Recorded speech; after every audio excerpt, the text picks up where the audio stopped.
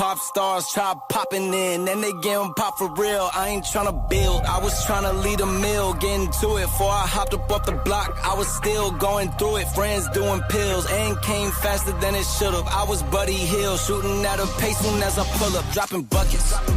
Hey, yeah, like it's nothing. In the kitchen chopping onions. Yeah, tears falling down. Underdog is finally overcoming. Cause I'm dropping buckets.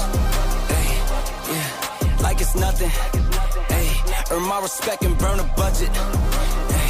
Tears falling down, underdog is finally overcoming, baby, yeah, I'm dropping buckets. Got some cash for me, don't worry about my past for me. I'm driving with no gasoline, this life I live's a fantasy. Yeah, I do this for my dogs, all my day ones and my family. My life gon' live through them if I end up in any tragedies. I hope y'all understand this shit got bigger cause it had to be. I always knew I had it, but just not at this capacity. I recognize the gravity, closer to the summit, stacking chips and counting nuggets. I've been stunting, baby, cause I'm dropping buckets. Hey, yeah, like it's nothing. Hey, in the kitchen chopping onions. Hey, tears falling down. Underdog is finally overcoming. Cause I'm dropping buckets.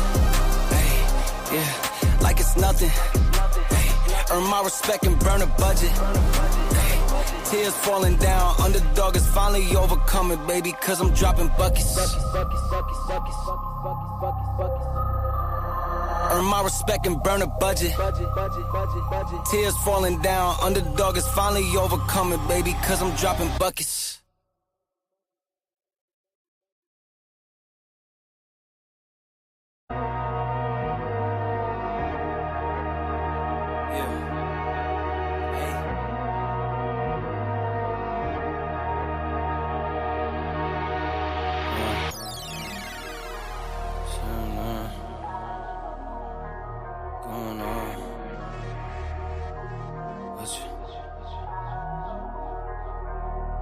Hey, all work, no pleasure.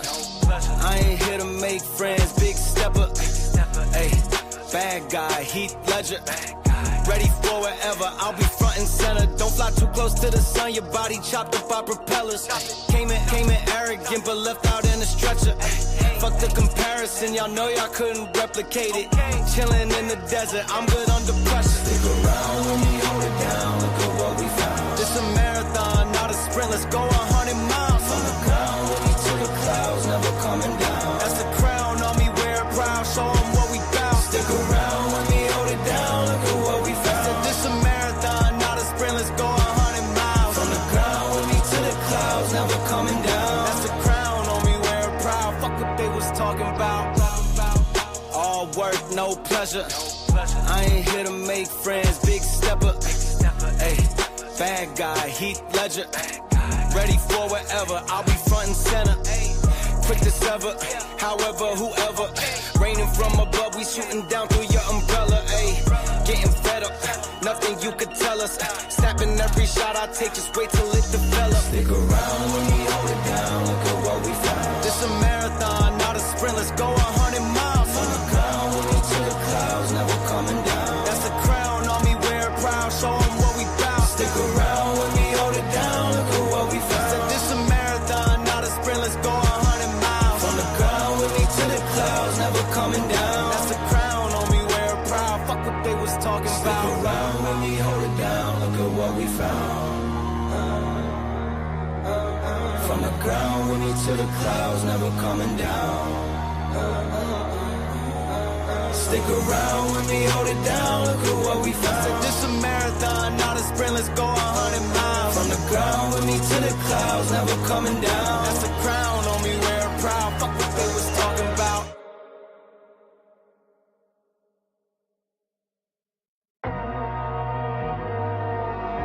I feel like slapping a nigga today.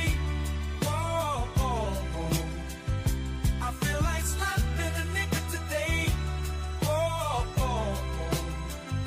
I feel like slapping a nigga today. Whoa, whoa, whoa.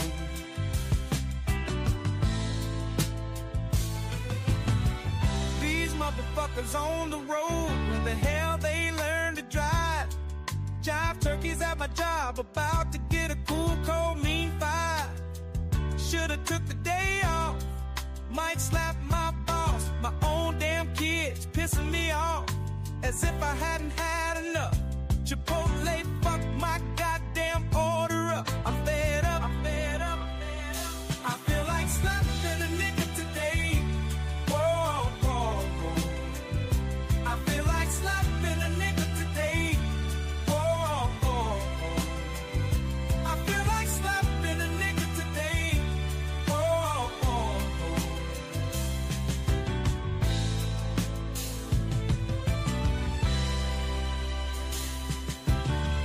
Bartender, don't you see me waving you down?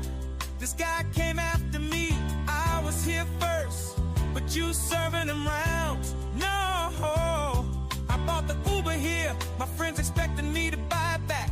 Tomorrow morning, I better get a cash app, or every last one of you motherfuckers getting slapped. Bet that. Whoa, I feel like slapping a nigga today. Whoa, whoa, whoa. I feel like slapping a nigga today. Whoa, whoa, whoa. I feel like slapping a nigga today. Whoa, whoa, whoa.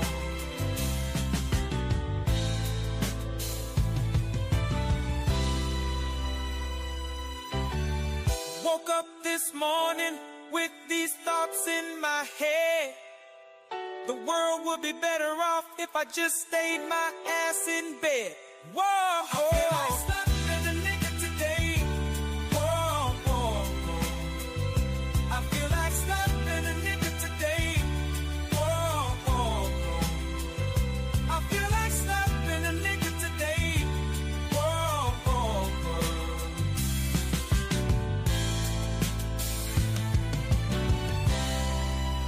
Wait. What's going on here? Is this the barbershop? Is this the barbershop? Yes, it's the barbershop. Yes. Wait, I mean, we can't talk straight in the barbershop. Then where can we talk straight? We can't talk straight nowhere else. You know, this ain't nothing but healthy conversation. That's all. You gotta tell who the park down. It ain't nobody exempt in the barbershop. You know that. Ain't nobody exempt. You can talk about whoever and whatever, whenever you want to in the barbershop. Why you gotta tell? I feel like I'm losing my mind. Is everybody in the world blind? Please, Lord, give me a sign, a sign. I feel like I'm losing my mind. Is everybody in the world blind? Please, Lord, give me a sign, a sign. I wanna be the greatest. Everybody on the fake shit. I look around and feel like everybody is the fakest. I make this every day and I'm impatient, hoping one day I blow up from the basement. Statement, the top is so vacant. I don't hear shit that I think is amazing. Waiting for my day when I'm playing sold out shows for 1,000 faces. Hey, give me that crown, get in my way and to be put down. It ain't your place, all this my town. If I want that shit, then I'll get it right now. I'm losing it, the news that fits. I'm losing shit, a stupid myth. You choose to live or choose to dip. You choose to fight or lose your grip and lose a gift. I feel like I'm losing my mind. Is everybody in the world blind? Please, Lord, give me a sign, a sign. I feel like I'm losing my mind. Is everybody in the world blind? Please, Lord, give me a sign, a sign. Yeah. There's no mercy in this world, just hunger-thirsty persons in different versions. Each new update, that shit worsens. Why? Pull back the curtain and you'll see the different vermin. We all have different burdens that all seem to cause disturbance. Yo, so do me a favor, don't treat me like a neighbor. Don't need the different flavors of your problems just to savor. I've got my own issues, I need a comb to get through. Don't need to groan with you, just go get your own tissue. I feel like I'm losing my mind. Is everybody in the world?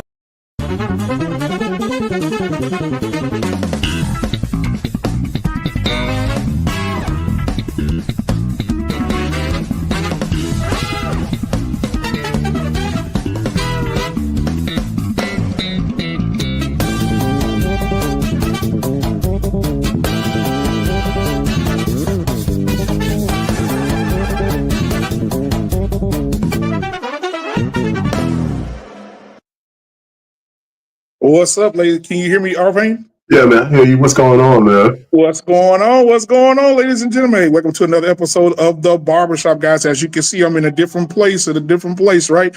I came to this concert with my kids here at the church, okay? So I am here in the back in the conference room, and I am here to do Barbershop because I have a commitment to the network, because the network is the network. And I got our Payne here. He has a commitment to the network. He told me, hey, man, I'm not feeling well, but I was planning on making this show tonight. So, guys, thank you for being here. If it's your first time here, please hit the like button, hit the subscribe button, share this content because we create content all the time. Also, guys, if you want to give to the network, don't tell me you love me, show me you love me. Go ahead and hit the Cash App, go ahead and hit the Super Chat. We would love to have that because it costs to be the boss. All right. And I am honeymoon happy and peacock proud, man, to be on the network, to speak with you guys every day that I am on, and every show that comes on this show to represent that. All right. Now we got the stripper mister in the building tonight. Yours truly. He brings the pain because he's our pain. Our pain. What's going on tonight, man? I know you're feeling a little down. But Man, other than that, how you feeling, brother? That's all right, man. Another day, hanging out. Family's cool. All that stuff is going on. I was I'm just looking forward to the evening, man, trying to do some more content on my channel and stuff like that. So absolutely, man. Time, getting out here. Everybody's doing their thing. So absolutely, man. So listen, there's a lot of stuff been going on, man. And I know that you are, just to get an icebreaker conversation started. I know for a fact. All right, hold on. Let's do this first. Good evening, you can pull it back up. Good evening, BMU and panel. Enjoy your week. Bids are paying. Keep it up. All right, thank you so much, Curtis Moore, for the $5 super chat, man. We appreciate you so much. I'm gonna give you a little something here, and then we'll be back to the conversation. So give me just a second. All right, let me pull this up, and then we'll be right back. Here we go.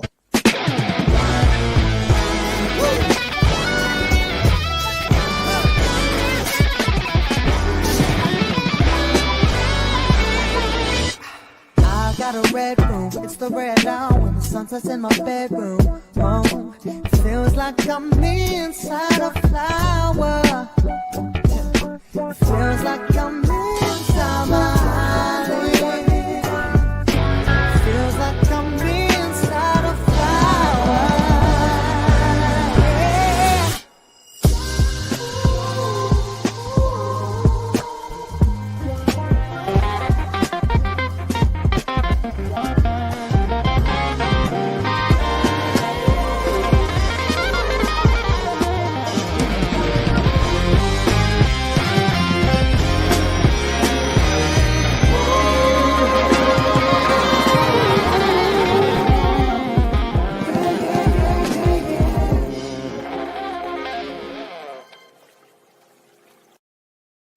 Yeah, man. All right, man. Thank you for the $4.99 super chat. I appreciate you, man. We had to get white chocolate in here to give you some love tonight. All right. So anyway, our pain. So I want you to listen, man. I've been listening to a lot of people upset. I heard an older lady say today that y'all about to get y'all young kids, get your life right. Because before long, the way that Trump is handling his office, before long, we're all going to be back in the fields. Okay. We're all going to be back picking cotton. We're all going to be back on plantations. Arpain, can you please, so I can show this to this person, from a person your age, can you please tell this woman, if you were sitting in front of this woman and she said this, what would you say to her, Arpain? Yeah, but first, let me just say this. Curtis shows up on my channel every so often because I do political reactions. And so live. So he shows up every so often. So I appreciate that, Curtis. Anyway, man, listen, when I hear people talk like that, I really don't put any energy into idiots. You know what I'm saying? I think she's an idiot. And so I don't think there's any real discussions you can have with idiots. Okay, we're not going. There's nothing that Trump has done that in particular is gonna hurt black people. Nothing. None of the shit that he's doing is hurting black people. I mean, the Democrats have destroyed our communities. The liberals, I think there's nothing. We don't have any bigger enemies to the black culture than liberals. Because it's anything goes. There's no social mores. There's no religious texts. There's nothing. There's no governors on liberalism. That's not true for conservatives. Forget about political party, Democrats and Republicans. The liberals are for all the shit that we hate: transgenderism, mutilating children, all this bullshit, man. Unfettered immigration. I mean, I think if we didn't have Trump derangement syndrome, people would see that really easy. So I wouldn't even talk to a woman like that. I mean, there's no reason to have a conversation with a person who talks like that. It's idiosyncrasy. I wouldn't give it any power. Yeah, what's going on, Ina? That's my answer. I don't know what I'd say to her that would make any sense or would change your mind. You know what you would say, just like them other old dudes back in the day. Baby, please. Please, baby. Please, baby. Come on, lay on me on this couch, baby. Hold on, let me come on the app. Hold on. What would you say, Ina, man? Where are you going? He's going. No, but I don't know I don't know if that's the answer you're respecting. When people talk like that, BMU, I think even conversating with them gives them power that they don't deserve. Because it's ridiculous shit, man. You know, that's how I look at it. You know, so E-Man, the same question goes to you, E-Man. If you were sitting in front of an older generation and they said, Lord have mercy, Trump is in office, all the black people, he done signed things, he done said things, every black person going back to the field, we're going back to the plantation. E-Man, what would you respectfully respond, or would you just destroy them and make sure they know that they're being ignorant? What would you say? It depends on who it is, to be honest, right? So if it's an old man, he gonna get that work. I'm just letting you know. If Arcane get to talking about that craziness, I gotta get Arcane that part. But if it's an old lady who don't know no better, I'm just gonna look at her and tell her, your time is up.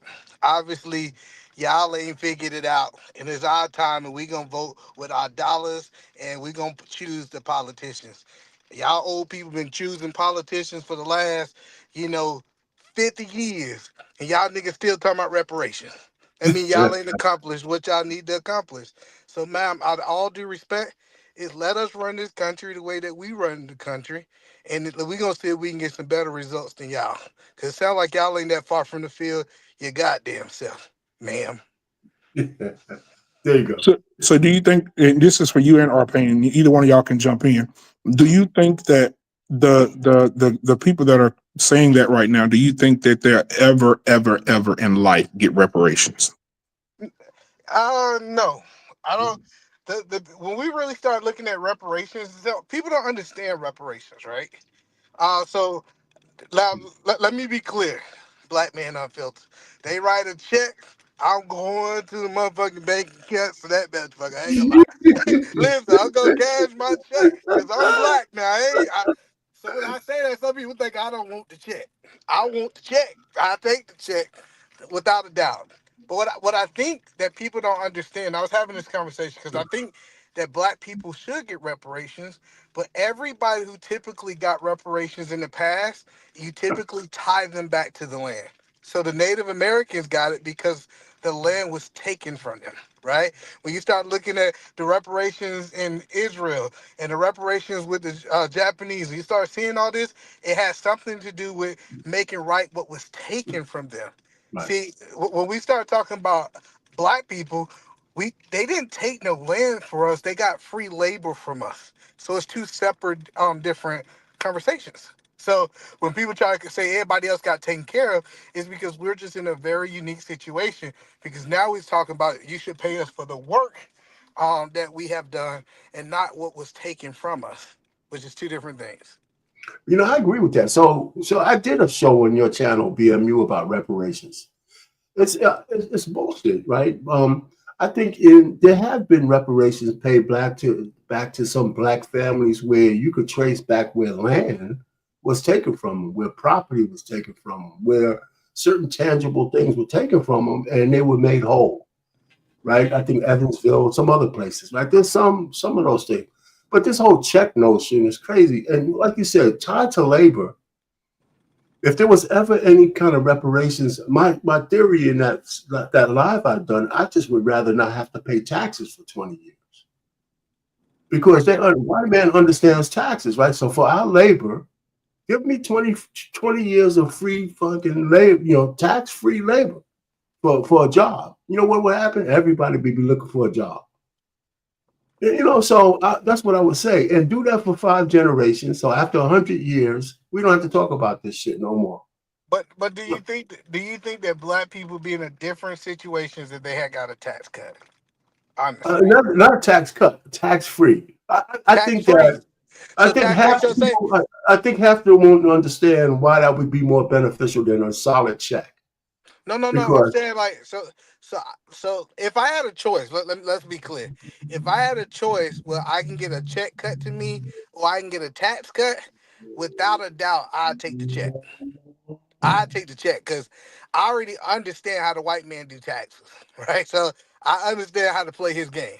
I would take the check, but the whole point that I'm saying is save it just for the next 500 years. Black people did not have to pay taxes or pay. Do you estimate that black people will be in a better situation?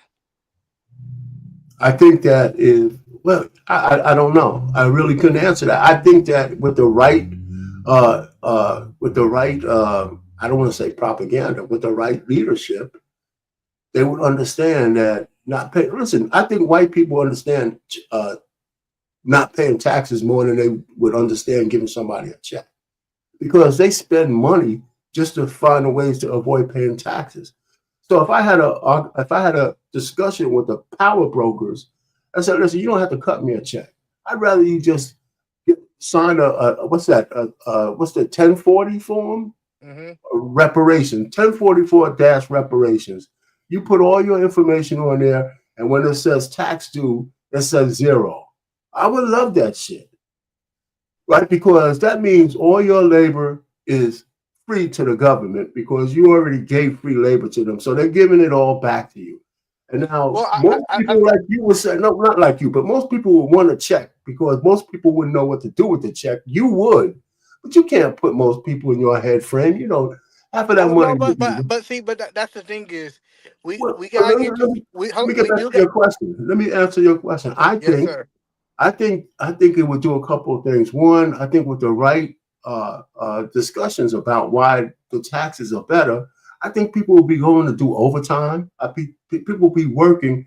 They wouldn't sit on their ass because now they know every dollar they work for is going to go into their accounts every single day. I think you're wrong. I think a large I mean, group I of could be people. wrong. I mean, I could be wrong. No, So it's not I really. just think a large people are lazy, and most people say, "Hey, you know what? Like it'll benefit the people that's working, but Well, most of us work though. a lot of people won't benefit from it. Like Yeah, but how much? I Give me get a the percentage, idea of it. man. Give I me the get that. percentage of people who work to people. I think we belittle black people. Maybe 10% of people are lazy as fuck, but 90% of black folks, I think, work. Oh no, I think it's way more than 10%. Why? You know what? When they do statistics about who lives in a poverty level, you know that black people are. You don't have to be at the poverty level to be lazy. I know people making $100,000. Them lazy. They But they're lazy. working though. But they're No, working though. but they still lazy though. That's what I'm But saying. what I'm Like, trying to say is, see now you misconstrue but because I you're know I telling get me what you're they're saying. lazy. You said that since they have a job, they'll still benefit from the tax. The tax It exemptions, would right? motivate me. I think it would motivate more people to do some shit, man, if they I know every know. dollar they make. Well, Listen. we're not, I mean, listen, I I'm not a learned that. demigod. See, You could the be. whole point I'm telling you is I learned that sometimes you can't make people happy Well, because I agree. I agree with that. I so agree with that. so I, I agree with I that. I think black people have to do this. This is how I feel. So if they Okay. write us a check or they give us this tax or whatever it is, we need to sign paperwork to say we ain't gonna talk about reparations ever again. Because I believe they give us a tax cut for the next 250, 300 years. And you know what? Your Yeah, grandkids gonna be talking about goddamn reparations again. They're gonna yeah, be like, hey, they benefit from them tax cuts. We ain't benefit because old Papa ain't leave us nothing. yeah. So so listen, I'm just I telling you, hear like, you. because it is proven. The proven is it is people who benefited from the slavery. It Of is people course. who got their 10 acres in the move. And then what we learned is, 5, 10 generations down, people forgot about that time in history where they did make some people right, And then they say, you know what we're gonna do? Let's focus on when it wasn't. It's almost like my mama told me a statement. She said she made a statement. She said it doesn't matter how good of a childhood my kids have, they still gonna point back to the bad. That's what she was No, telling me and my sibling. with no argument. I don't have no argument with that. That's true. Hmm. So I do like the idea that if we get the reparations, we can't talk about that shit no more. I But mean, they but still will though. See, they're not gonna pay attention to that shit either, man. Are you but kidding that, but me? that point is, the point is, and this white dude told me this. He said we can't make it right. I agree with that too. He said we can't make it right. He said I don't care if we write checks. He said I don't care if we give them tax, all this stuff that y'all talking about. He said at the bottom of the line, you know what's going to happen? Give it 100 years. They're gonna go back to talking about what they didn't get. I don't, no argument here. Well, first of all, I told people here on this channel before, I don't believe white people can pay us back. I think there's no paying us back for what they did. I don't think there's no way they could actually pay us back that will satisfy anybody, other than the immediate check or a tax break. But and you're right, it's not going to stop everybody from talking about it. So I hear you. Have y'all talked about Mike the hero in Texas? Y'all ain't talked about that yet. Yeah, No, we finna jump into that now.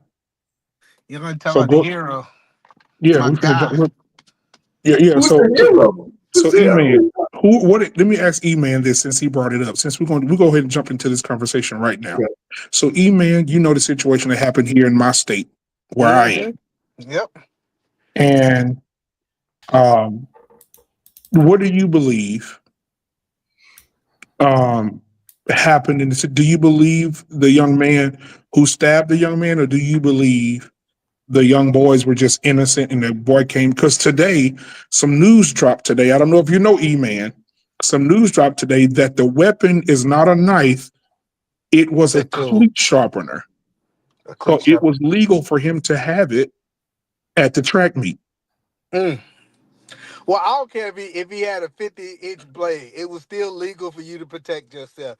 If I see old Scam Likely coming around that corner and Scam Lambert, I say, Scam, stay your ass over there, Scam. If Scam break his ass over there messing with me, putting his hands on me, I got the right to defend myself. I know this idea is the crazy part didn't happen in Texas. Like this didn't happen in Seattle. This ain't happened up there in New York where they super blue. No, this happened in the state that says stand your grounds. And this black man that stood his grounds, he said, hey, chill out.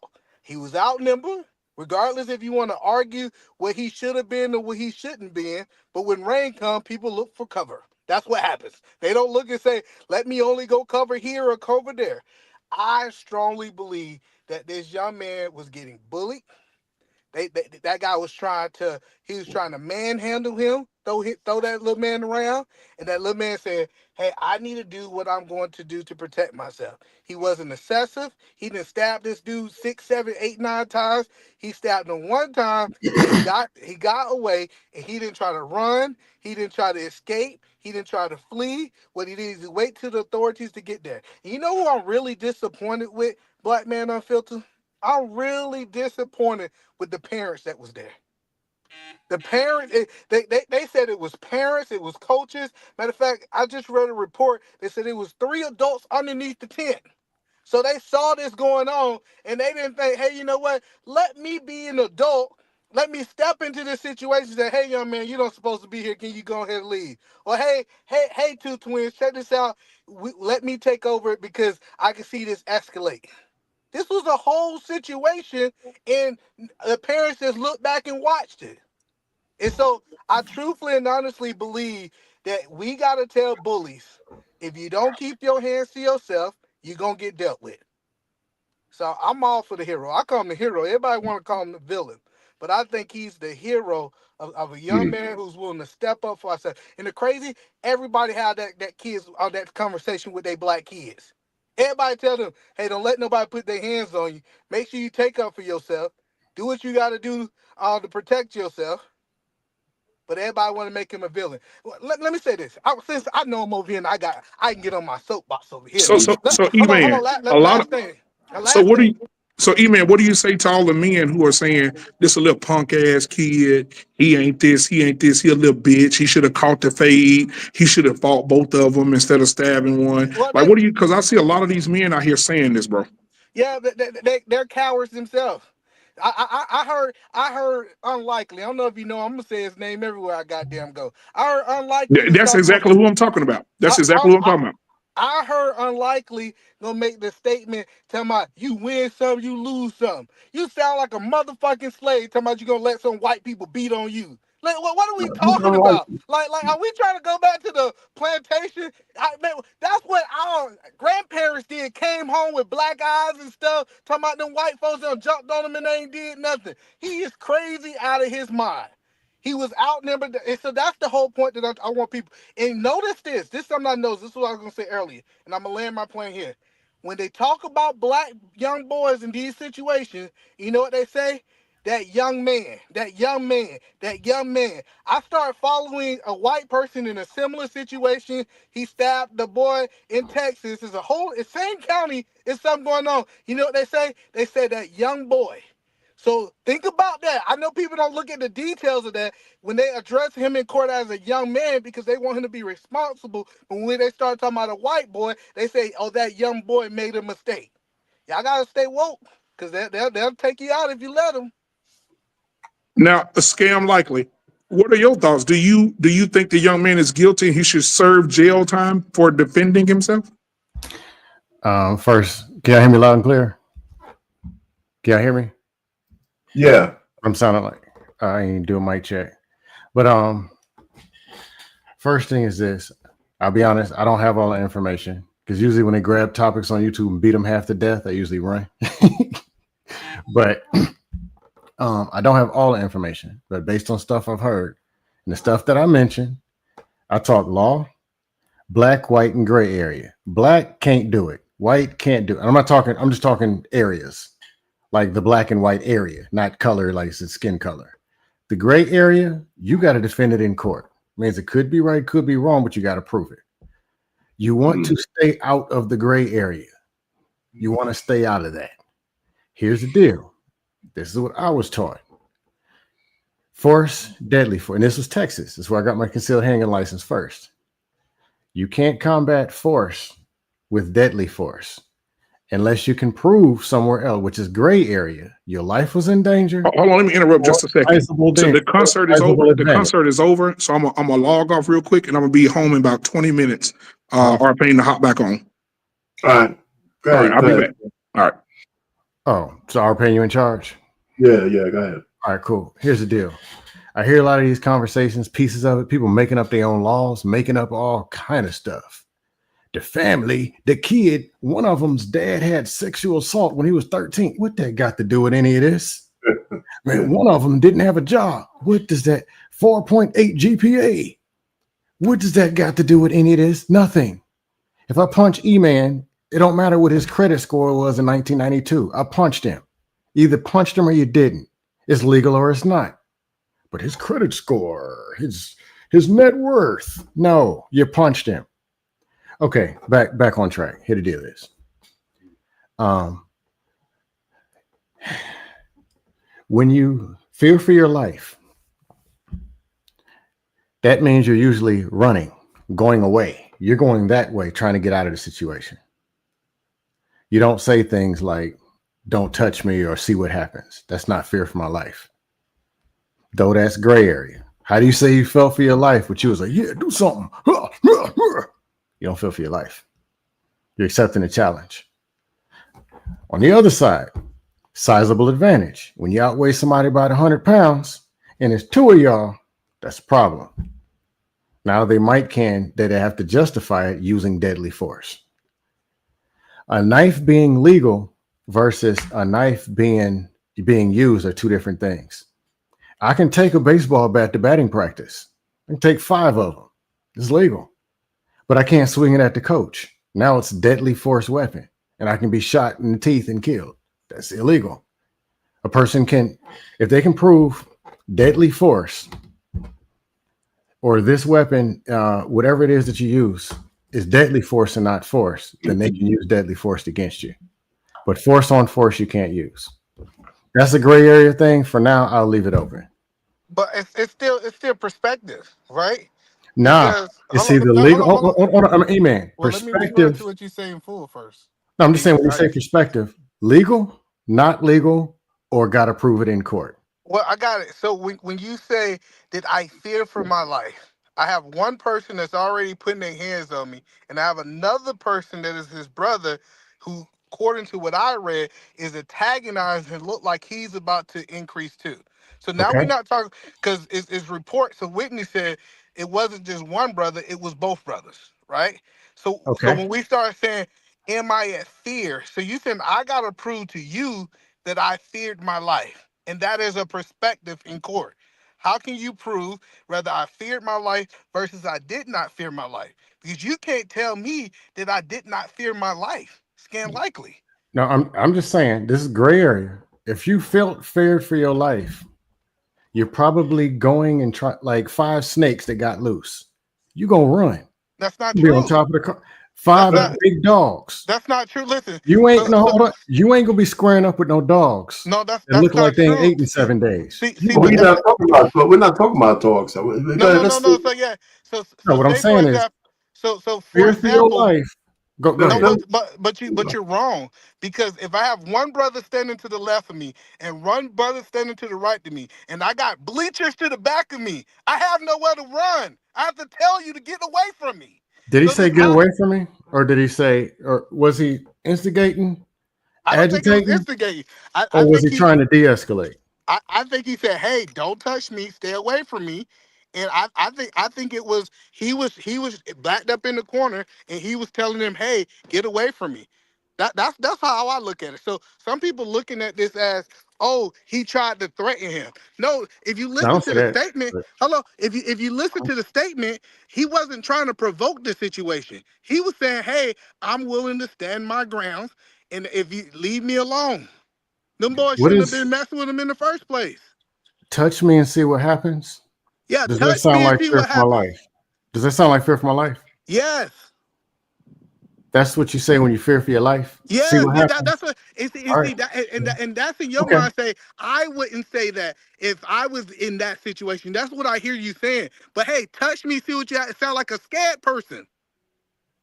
Because a person who You ain't gonna scared, hold on, let me tell you, a person you who ain't could be scared, I'm saying how you they prove that. laughing. I got you. A person ain't scared, they laughing, they for the smoke, they pushing you, they up in your face. That's a person who's not scared. He sound like he was retracting. He don't sound like he was in an attack position.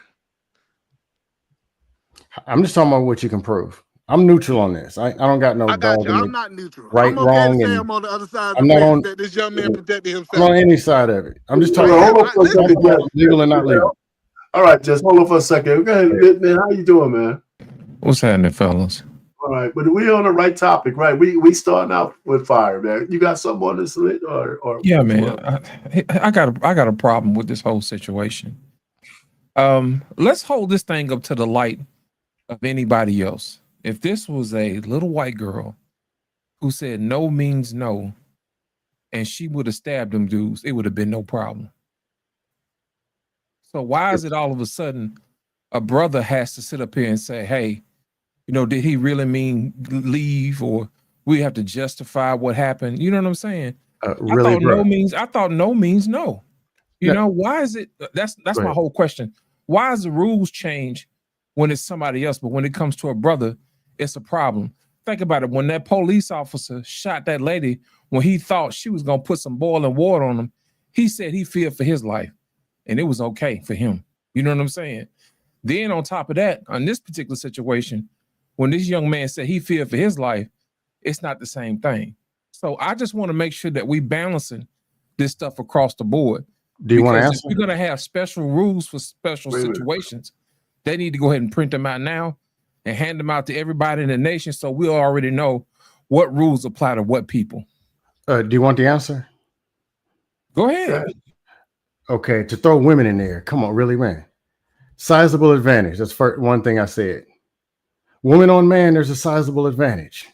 Dude is 100 pounds bigger than him. No, What are you I talking said, about? E-Man, I said that 5 minutes ago. If it's sizable advantage, deadly force authorized. So if it was two dudes, or the dude outweigh him by 100, and he picking on the dude, if he can prove sizable advantage, which is easier if it's 2-on-1, then it's justified. I said that.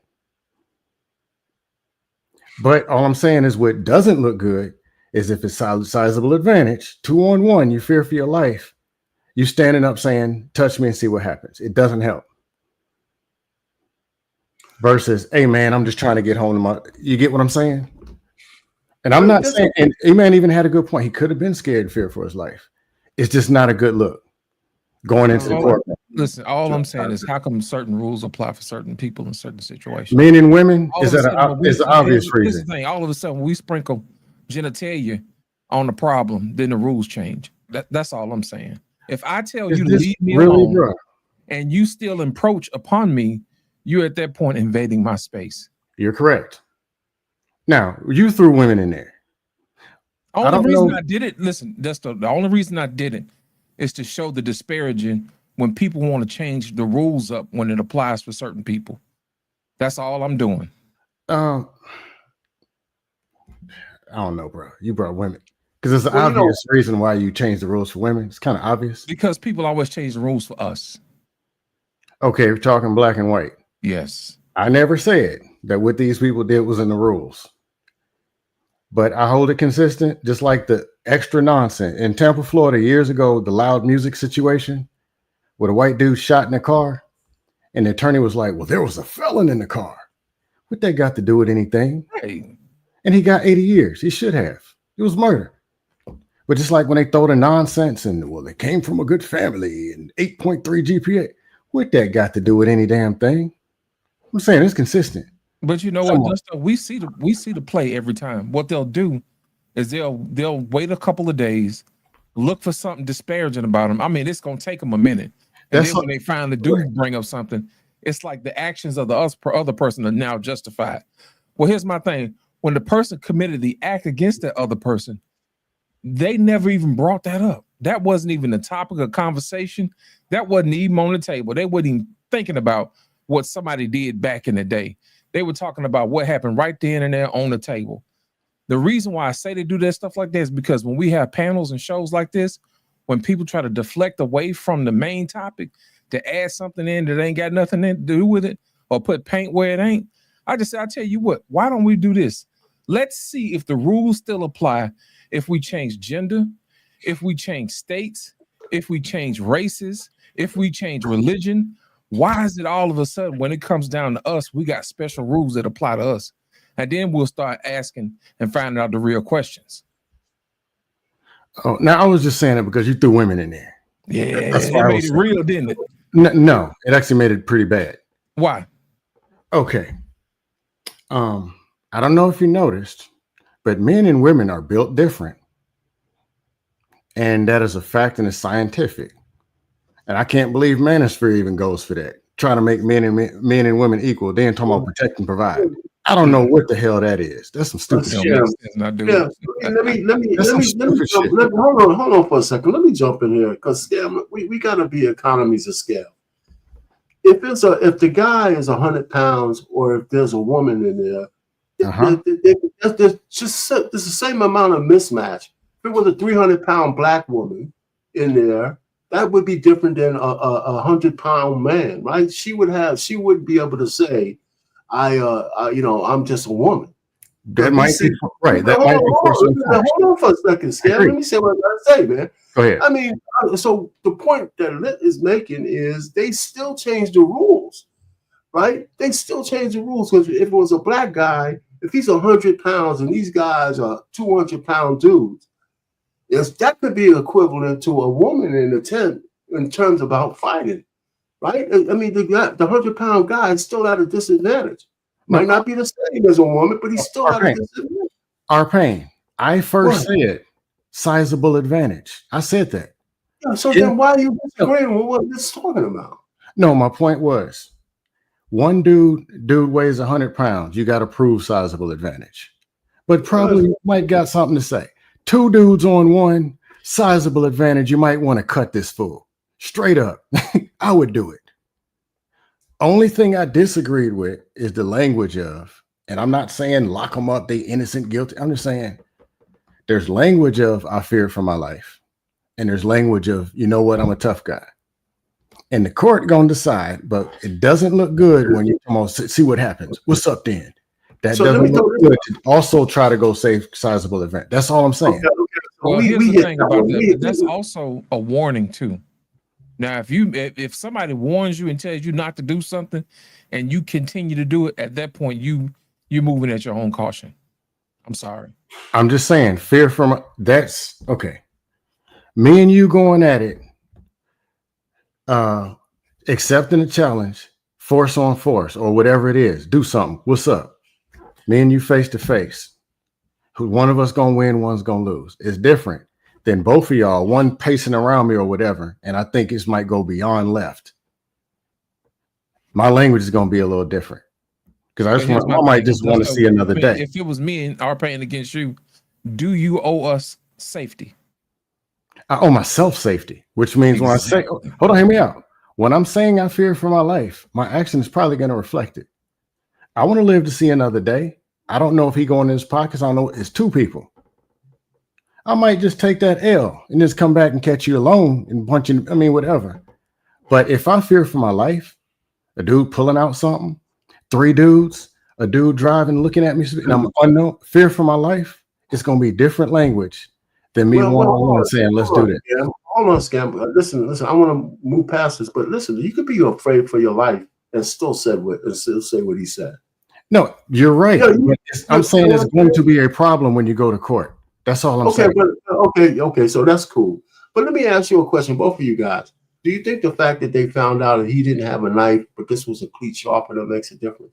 Because that's difference, no, because a person doesn't have time to see what it is that you pull out. And if no. In the case, right? They probably tried to make a case as why did he bring a knife to the tent? Now he didn't have a knife. He had a cleat sharpener because he was a track guy, right? Doesn't matter. Yeah. Oh, go ahead. It matters if they tried, because they tried to charge him with first-degree murder. They tried to say it was premeditated or something like that. You know what I'm saying? That's not cool. Yeah. All right, so yeah, premeditated. So he would have a knife. So if it's not a knife, that means they couldn't just automatically jump to the intent that he wanted to hurt somebody. Right, because he certainly didn't get a sharpener for a cleats to come out here thinking he's going to stab somebody. The other thing also is that the blow that he did with this guy, I'm curious, and we will never find out whether he aimed for that particular section that pierced this guy's heart, or he was just stabbing in the air. Because that kind of wound could have been never benevolent, but it didn't have to be a deadly blow on the first shot. Right, so that's one thing, and I'm gonna say this, and we could move to whatever you want to talk about. I think the biggest thing in this case is going to be the voir dire, the picking of the jury. I think that's going to be the biggest thing in this whole case. How they pick the jury. I mean, and that's it. I mean, it's going to be really, really tough for him to get a fair trial. Either way, that's my problem. Yeah. Mm-hmm. It's going to be a big issue. But go ahead, guys. Anything else on that? Yeah, man. Here's my situation. Everybody wants to tell the victim what he should have did. Well, what about the people who jumped on top of him? How come his parents didn't tell him to leave people alone? You know what I'm saying? It's just like when people get pulled over by the police, they always tell them, well, you should have had your hands up, or you should have complied with the police and all this other stuff. How come these kids' parents didn't tell them to leave folks alone? You know? Why are you out here harassing people 2-on-1? You know, why do you feel like you need to exert privilege over somebody else? That's the real question we need to ask. Nobody wants to talk about that. They always want to talk about what the little brother should have did and how he should have conducted himself. But nobody want to talk about how those other 2 boys should have conducted themselves. I think that's a greater conversation that we need to have to discuss. That's true. One of them is obvious. Yeah, you don't pick at people. You don't. I don't know. I assume they instigated it. That's obvious is why you don't talk about it. It's obvious. Leave people alone. Because he could have got shot in the teeth or shot in the testicles and can't bang his girlfriend no more. It could have got worse. But I think people talk about what the other guy should have did because they got cousins, nephews, little people, and those are the people that you assume will be in these situations that you want change on. Meaning one of them is the situation that happened. that we can end up in. What do you do when you end up in that situation? I'm always going to say try to avoid as much as possible, because most of the time it ain't freaking worth it. But if you got to, then you do what you got to do. Cut somebody, cut them all, shoot them, karate chop in the teeth, stab, or run and jump, whatever you got to do. If you're in survival mode, live to see another day. If you got to choose between you and them, choose yourself. That's just me. But I'm not a person who advocates for a whole bunch of fighting and talking and all this. Ain't nothing over there for you, bro. Ain't nothing. But if you got to, do what you got to do. My thing is we've always had that conversation, man, with our parents. When they tell us when you driving, you know what I'm saying? When you interact with the police, these are the things that you do. And you know, the killing part about it, there was a summer where guys did everything that they were supposed to do, and the police did everything they wasn't supposed to do. We had a whole bunch of guys come up missing. And not only that, you got to think about what's running through this young man's life. What's running through his mind. You know, you got shades of slavery sprinkled in the back of his mind. You got this whole summer of people getting killed by the police running through his mind. You got shades of people coming up missing in Georgia, swinging from trees. That's probably in the back of his mind. But my whole thing is this: when you got somebody approaching you and it looks like what these folks have been treating you for the longest you can remember, and you know you don't want to be a statistic, yeah, I can see why he would want to fight back. And I don't think that's a part of the conversation people really want to talk about. That is a part of a situation I think people need to expect and say, hey, look, when you do certain things, you can expect the unexpected. And I think those guys got the unexpected this time. What's happening, Joe? Hey, fellas, how's everybody? Pretty good. How you doing, brother? Good. Y'all hear me good? Oh, yeah, we hear you good, man. Yeah, we hear you. What you got on the topic, man? What's going on? I literally just popped in, but I'm going to guess we're discussing Karmelo Anthony, yes? Yes. I think it's a little obtuse of us to expect or even think with no evidence why race wouldn't be involved in this. Could someone tell me in the last 500 years when a black man and a white man were on either end of a trial that there wasn't a racial overtone? There's a racial overtone when a black man and a white man are driving for the same parking spot. And we didn't put it there. It's there. And I think the thing that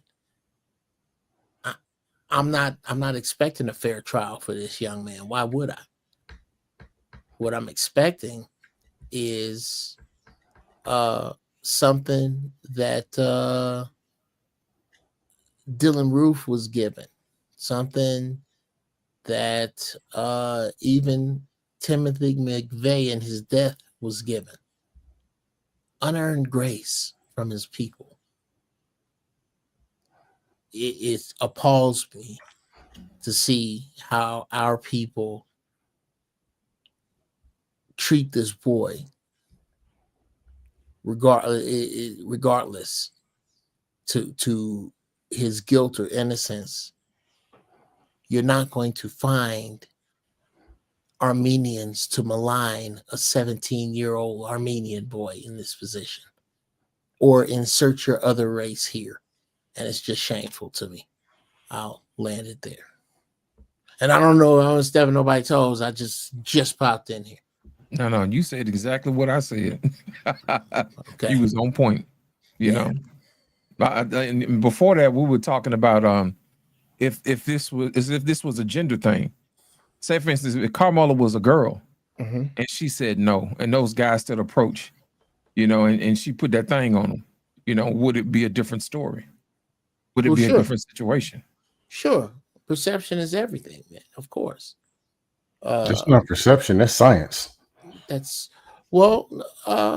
mildly the perception is that a knife is somehow a greater equalizer in the hands of a female and more needed than in a man. And that may not necessarily be the truth, but sure. But because of that perception, yeah, I could see I that. find that to be kind of true, wouldn't you? What? Man versus woman, ain't that kind of different? What do you mean? Okay, you don't send your 13-year-old girl to go get milk at the grocery store when it's dark. There's a reason that you might send your son instead. It's probably scientific and it's obvious. Okay. There's a reason you go in front of your wife and she's in the back and you're in the, let's not, that, Okay. come on. Now, that's all I'm saying. Now, if it comes to actual assault, like the moral breaking of the law, that's whatever, man or female, is a problem. But when it comes to actual battle, like how you defend yourself, a woman is a woman and a man is a man. Sure. There is no a argument. No argument. Okay, fair game. Continue. You got it. My whole point was this: why should we expect different treatment because of the situation? Why can't they just honor this man's person instead of saying if he was a girl, we would have left him alone? Because it's different with it being a girl and being a boy. Sizable advantage still is different. Meaning, okay, I'm not discounting outweighing a man by 100 pounds. That's still sizable advantage. You might get cut or 2-on-1. But 1-on-1, even you in the face of a girl, you should get stabbed on the spot. And that's obvious sizable advantage.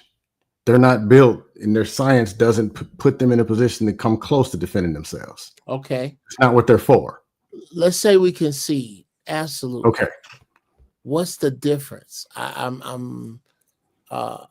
guess because Loss brought it up, maybe it's a topic, but it doesn't the outcome of this either way doesn't take away or put any more stripes on the zebra. It's the same. I don't understand. I think what we really are looking at here is what we all have wanted, which is what OJ got, a fair trial.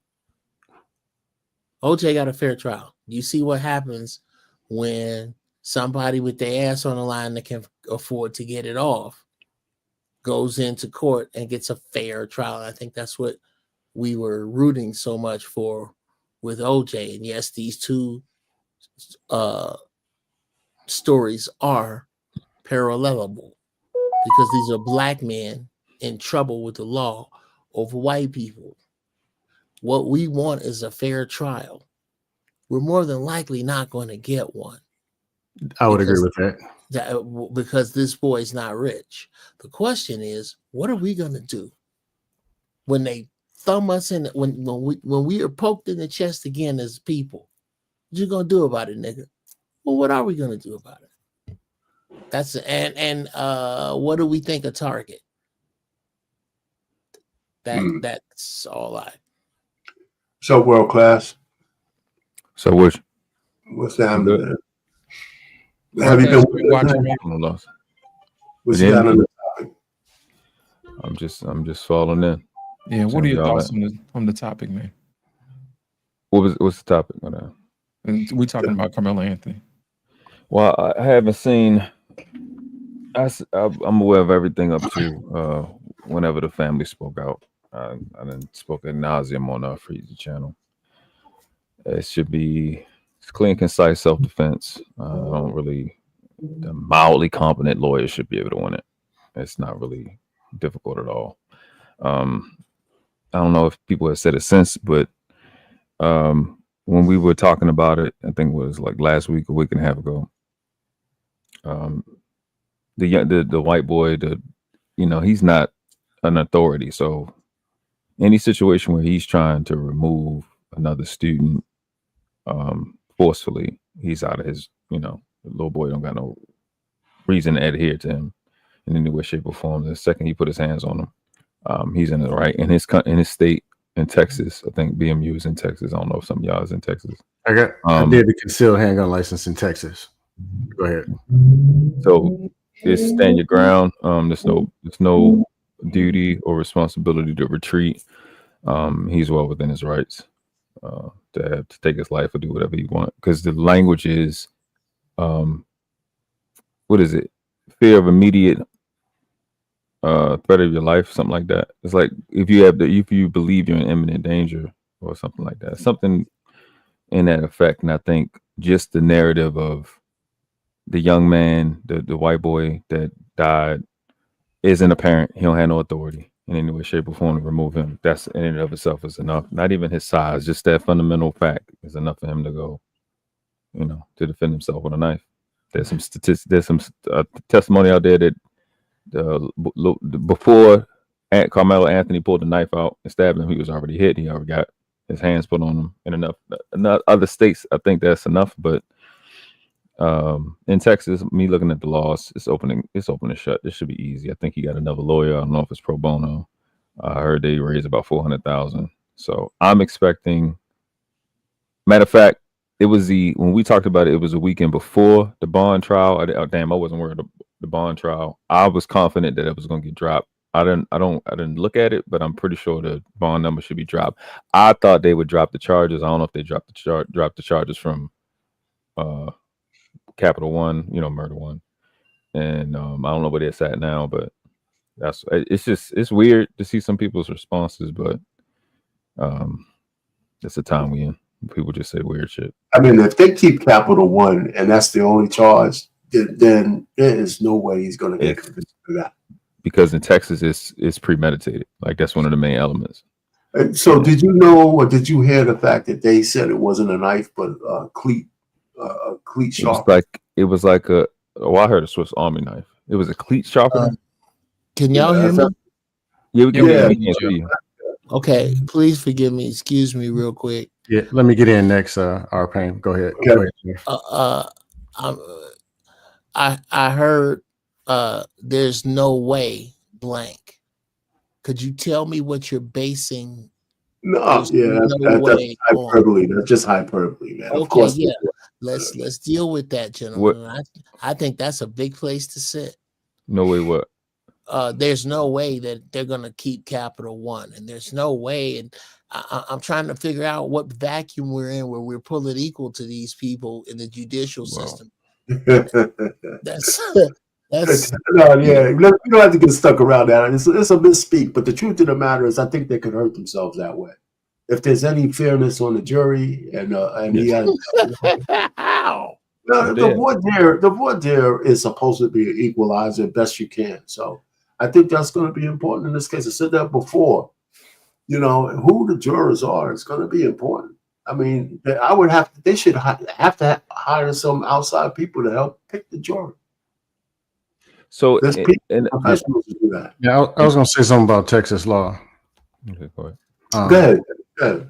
I'm in Florida now. I actually need to find out what stand your ground really means. I was talking to an officer about it the other day. It's kind of weird comparing to Texas. But the problem with Texas thing is this. Force on force is warranted. Somebody's picking at you. They say, what's up? You say, what's up? And y'all fight. That's force on force. When you go deadly force, we also call stand your ground. I just call it use of deadly force. When you escalate to a knife or a weapon, that's a gray area and you have to prove it in court, which means you can be charged. That actually is actually true. First degree murder, that's bullshit. That's just not cool.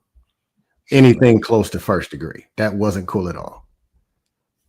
But it actually isn't a gray area. It's not this was actually legal, like open and shut thing when he pulled the knife.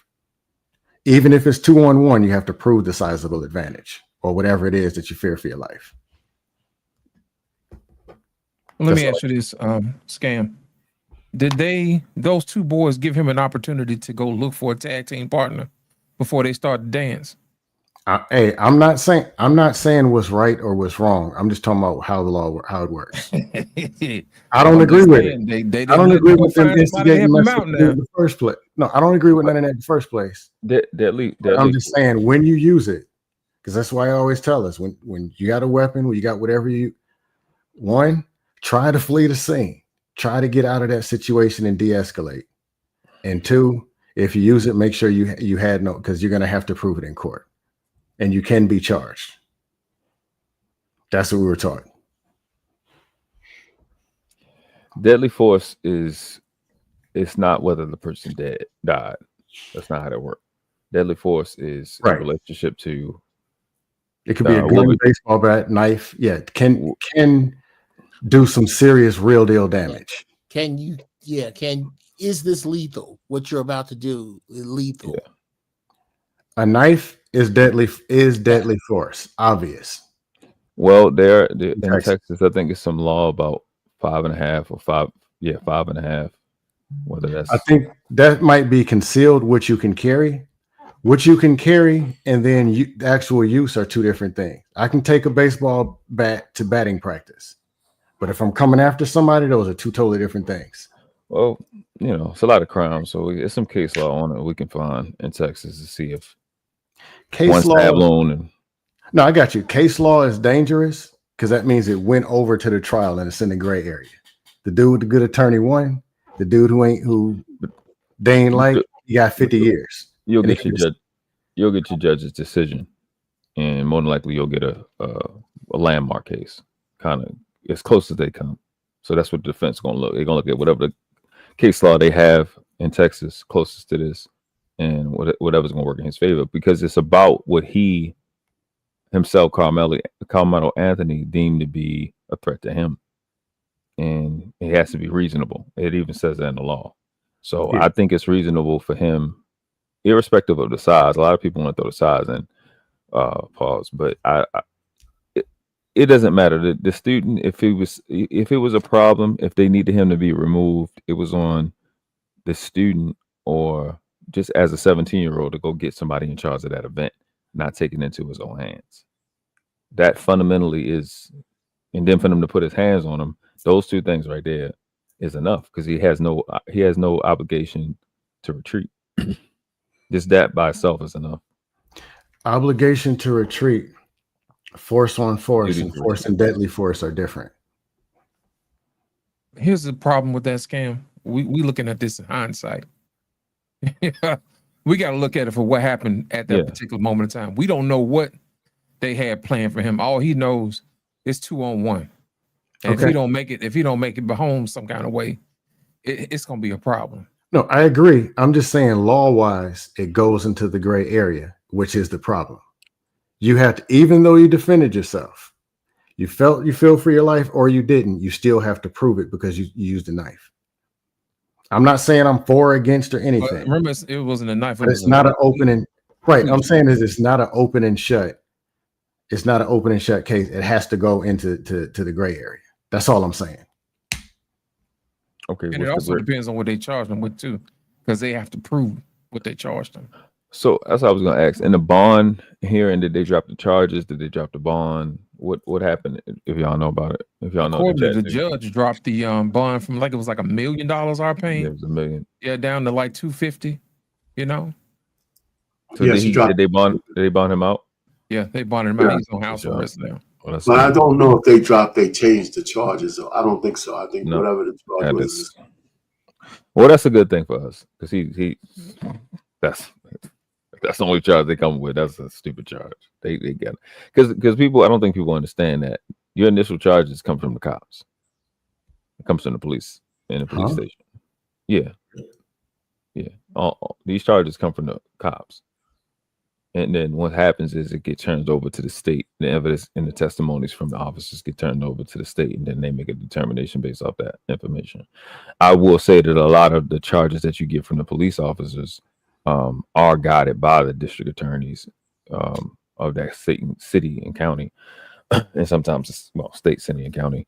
But at the same time, that's what you get, and then they'll take in consideration. The state will take in, the district attorney will look at all the evidence, and then they'll probably adjust the charges. Usually in a bond. I looked in Texas, they can change the charges in the bond hearing. I'm surprised they didn't. So that initial charge, just based off what they had, get the high thing, and then you can kind of come down from there. Doesn't really. I didn't think it would stick, but only thing I was saying, like I was saying, we was having a conversation last week. The only thing I could say is it could be a testimony or two that is kind of going to be difficult. You don't know what somebody's going to say, how somebody's going to say it. I heard that it's normal in Texas. I looked it up too, that they confiscate phones when it's a homicide. So it's going to be, those are the only things I could say could sway it, is if there's considerable amount of testimony against Karmelo. But I'm pretty certain that based off of the information that it should last about 6 months. It'll be over in 6 months. Because I think it's just going to be a lot of testimonies. That's the only reason I think it's going to last that long. Yeah, it's unfortunate, being honest. Like just because I'm saying stuff that might not be favorable, it doesn't mean that I'm in favor saying everything was right. I'm not. Yeah, we understand, man. We understand. Just my only thing, what I don't like is if they use that language, touch me and see what happens. Because they can say, well, you weren't in imminent danger because you were standing up, you was ready to fight. They can use that. And that drags it out and swear it on over to this side. It's not cool. But if it was obvious 2-on-1, it should be, my opinion, 2-on-1, big old dudes and little dude, cut that fool and get on with your business.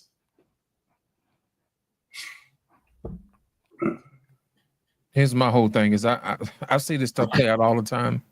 The news will try you in the court of public opinion, and then you have to defend that foolishness against the public opinion, whether you win or lose or not.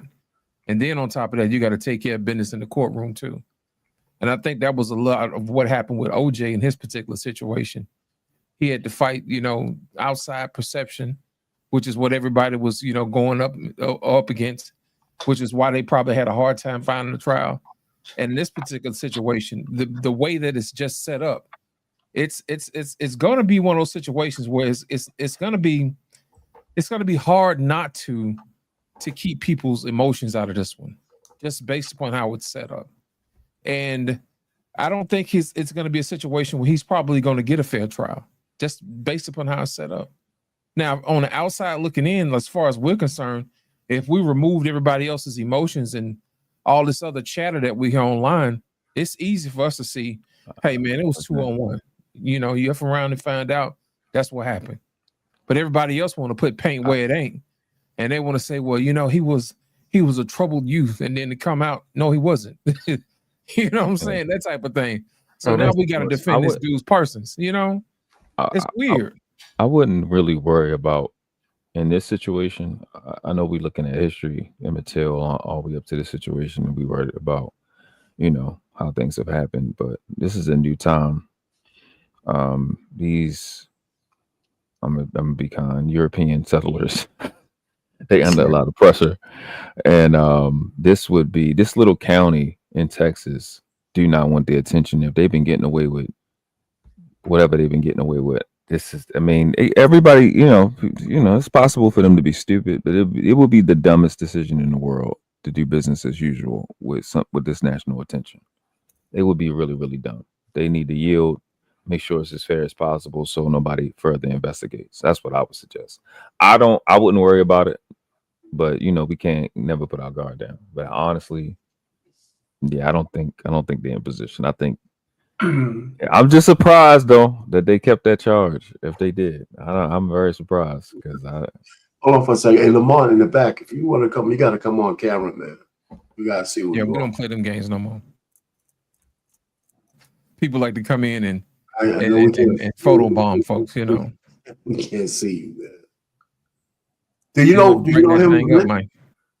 Oh, this Lamont. I don't know if I knew you before. I can't tell, but I don't know what Lamont is. That's cool. What about bring it up, man? It's bad for TV, bro. We can't see them but shadows.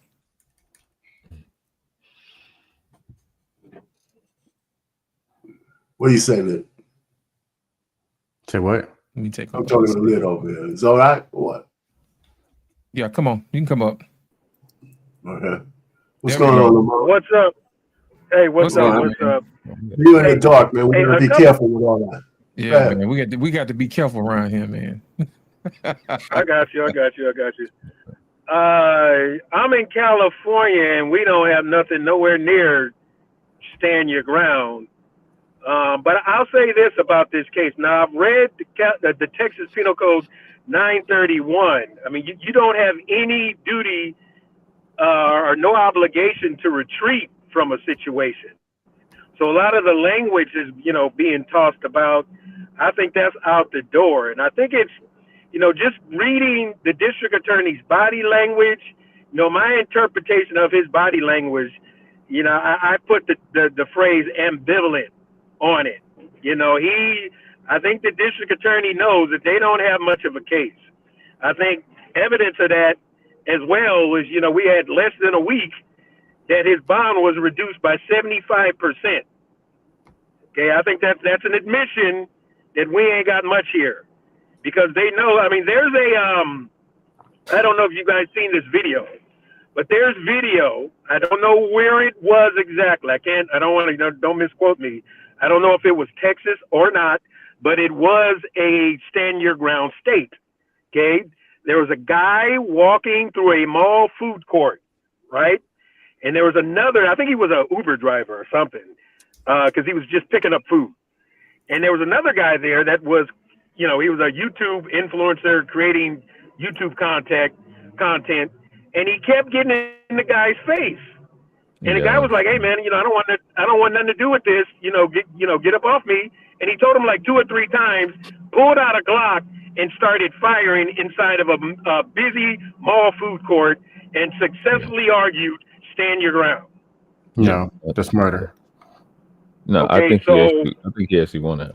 I know what you're talking about. It was Yeah. So I don't, in all honesty, I think there's about a 2/3, 66% chance that this is not even getting indicted.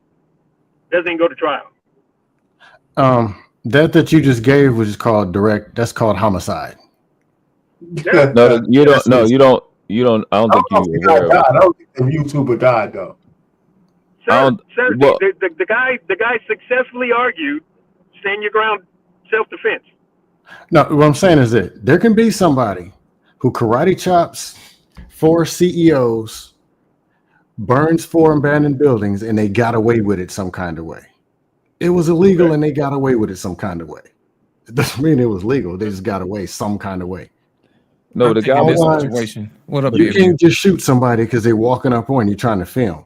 What in No, the no, hell? no, no, no, no, no. I don't No, no, know. no, no. I don't know what He to just say. yanked him up off of him, man. No. I don't know what to say other than that he was successful in his argument of stand your ground, self-defense. The guy was doing more than more than just trying to film. No. Yeah, he was. I wish I could show you the video, but Yeah, the guy we just know kept what getting in. He just kept pointing the camera in his face. I don't think there was actually any physical contact. He just It was would block his No. path. I'm telling you, you can't do that. He was doing more than that. I 10 mean, out of 10 times you're going I to could show prison. you the video right now. I wish I Hold could on, show you I'm the saying he got away with it. Let me jump in real quick. Go ahead. In self-defense class, my oldest daughter takes a self-defense class. It's a part of her curriculum. And she went to the self-defense class. They said that a person in your personal space, they give them the amount of space that you're supposed to have from a person's space. And they teach them when you get to that certain amount of space, that you can literally take them down and to get them off of you. So if a person is sticking a camera in your face and they're within a few inches of your face and they get into your personal space, you have a right to knock their ass out.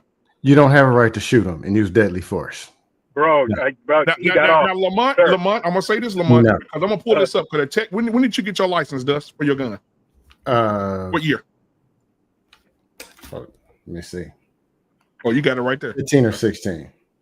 Did they somehow change the law? They have changed you get the an argument laws with all the time, somebody? bro. because in Texas right now, you no longer need a license to carry a gun here.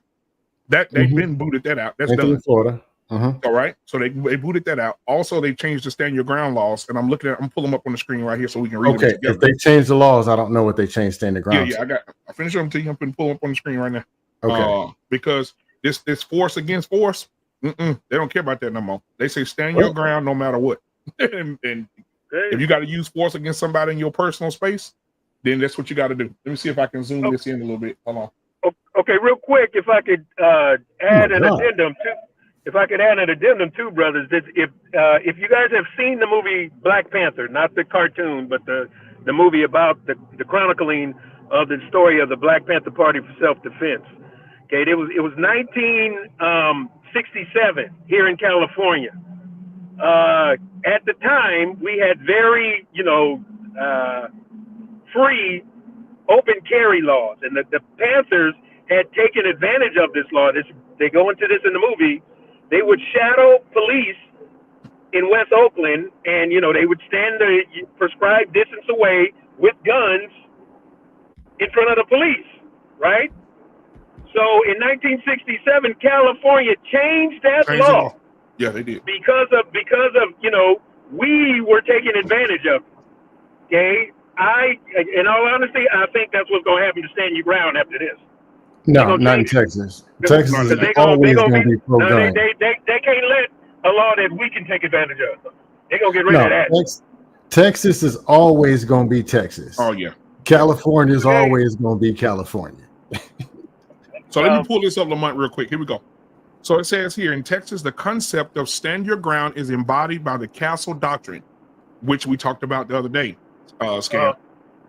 Allowing individuals to use force, including deadly force, in self-defense without a duty to retreat in certain situations. This applies to the situations where they are unlawfully present or not provoking the altercation. So if you're being provoked and they're in your personal space, bye-bye. Bye-bye. And are not engaged, right, and not engaged in criminal activity. Watch this. No duty to retreat. Let's go down here. Let's get into this. Individuals in Texas do not have a legal obligation to retreat before using force in self-defense.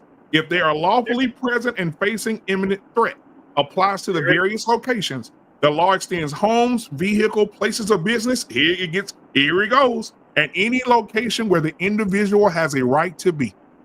There it is. The use of force, come on now. The use of force justified. An individual is justified in using force, including deadly force, if they reasonably believe it's immediately necessary to protect themselves or another person. You can do it for another person from the use or attempted use of unlawful force.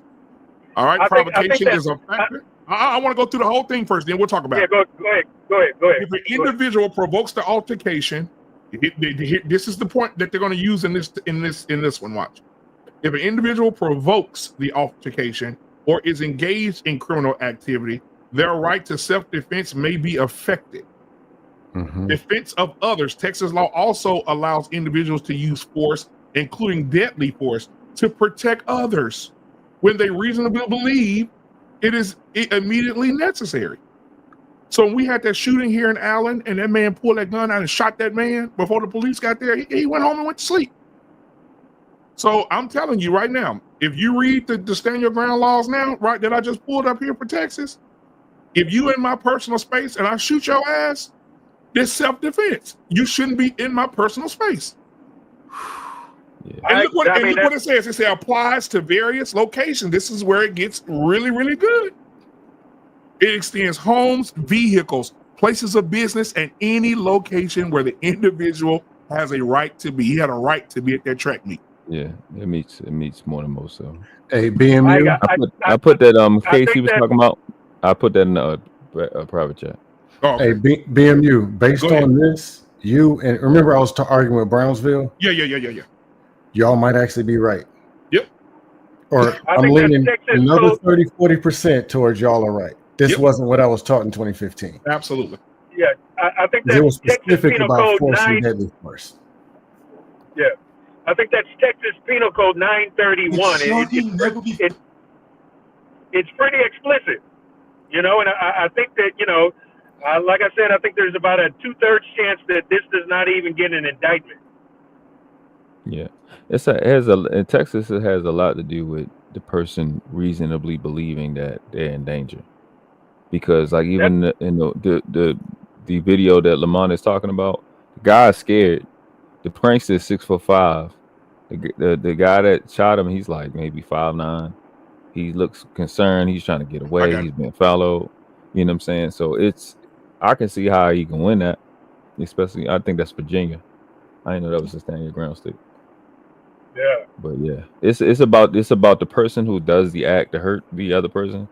If they have reasonably can articulate in court that they were afraid for their life, or they thought they were in danger, and then you had a situation where you ain't got no duty to retreat. You got to understand. I'm in Maryland. We don't have that here. Get out of you know what I'm saying? Bro. Get out of there. Get out of there. We don't have stuff like that here. So in Texas or Florida, y'all are raised with that understanding. So I'm not. We in other states not gonna be like, well, he should have ran. We can say he should have ran, but we wasn't raised like y'all was raised. Right. That's not we're raised in accordance to the laws that we live in, and that's not his mindset. You know what I'm saying? So when the other guy, it makes it even more egregious when another Texan is, being in somebody else's space to that degree, for whatever reason. So yeah, in Texas, the expert like BMU, you've been in Texas in a while. It don't matter if it's an old woman, a young person. If you break in somebody's house, there's an expectation that you might get popped and you don't make it back out. Yeah, that's the thing. And breaking in houses or certain things in Texas, the police literally they want you to smoke that ass. Yep, they do. They want it to happen. They almost want to put that in the law. Smoke that fool and don't miss. Yep, that's Texas. That's was not that Texas. Was that Texas where that sheriff was saying that he hoped y'all shoot him before you get there? Was that Texas? That would be Texas. I think that was Louisiana. I remember he went viral. But I think the only two touchy issues, in my opinion, and once again, based on the district attorney's demeanor, I don't think he's all that interested in this. But to me, the only two touchy issues is was that school grounds? Because my understanding is that was a district track and football stadium that was not attached to an actual school. So you may have the case where, they have other events there. They like a 4th of July. They rent it out to the public. Alcohol may be served there. So that may not apply to that. No, it was not going to apply. And how long was that night? If that was those things won't matter. Not in Texas. Okay. Nope. Well, then to me, it's a wrap. Yeah, BMU. You probably should show that video because that video. Oh yeah, I'm finna pull it up right now. Yeah. Pull that. So this is the video of the guy, the little guy. Listen, man, I'm gonna say this while I'm pulling it up. Leave people the fuck alone. Absolutely. I don't understand how people just can't understand. If you get in my personal space, I'm gonna do my best to fuck you up. I get it. I get it. And another thing, if anybody ran track, as a man on the track, that's why you go. That's one of the main reasons why you at track. You out there every Thursday trying to holler at the honeys from the other school. I don't even understand why there would be such an issue. And then on top of the fact it was raining, I wouldn't even trip with somebody that just to get out of the rain ran up under our tent. I would be like, "What's up, big dog? What's happening with it?" We showing the video, Lamar. Hold on for a second. Yeah. Oh yeah, here's the video right here. Oh, here it is. Here it is. Watch this game.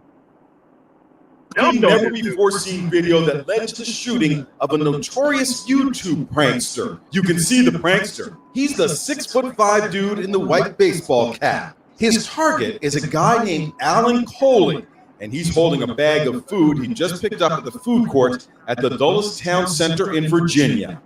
At one point, the 31-year-old Coley shoves the phone out of his face. But the prankster, 21-year-old Tanner Cook, is unrelenting.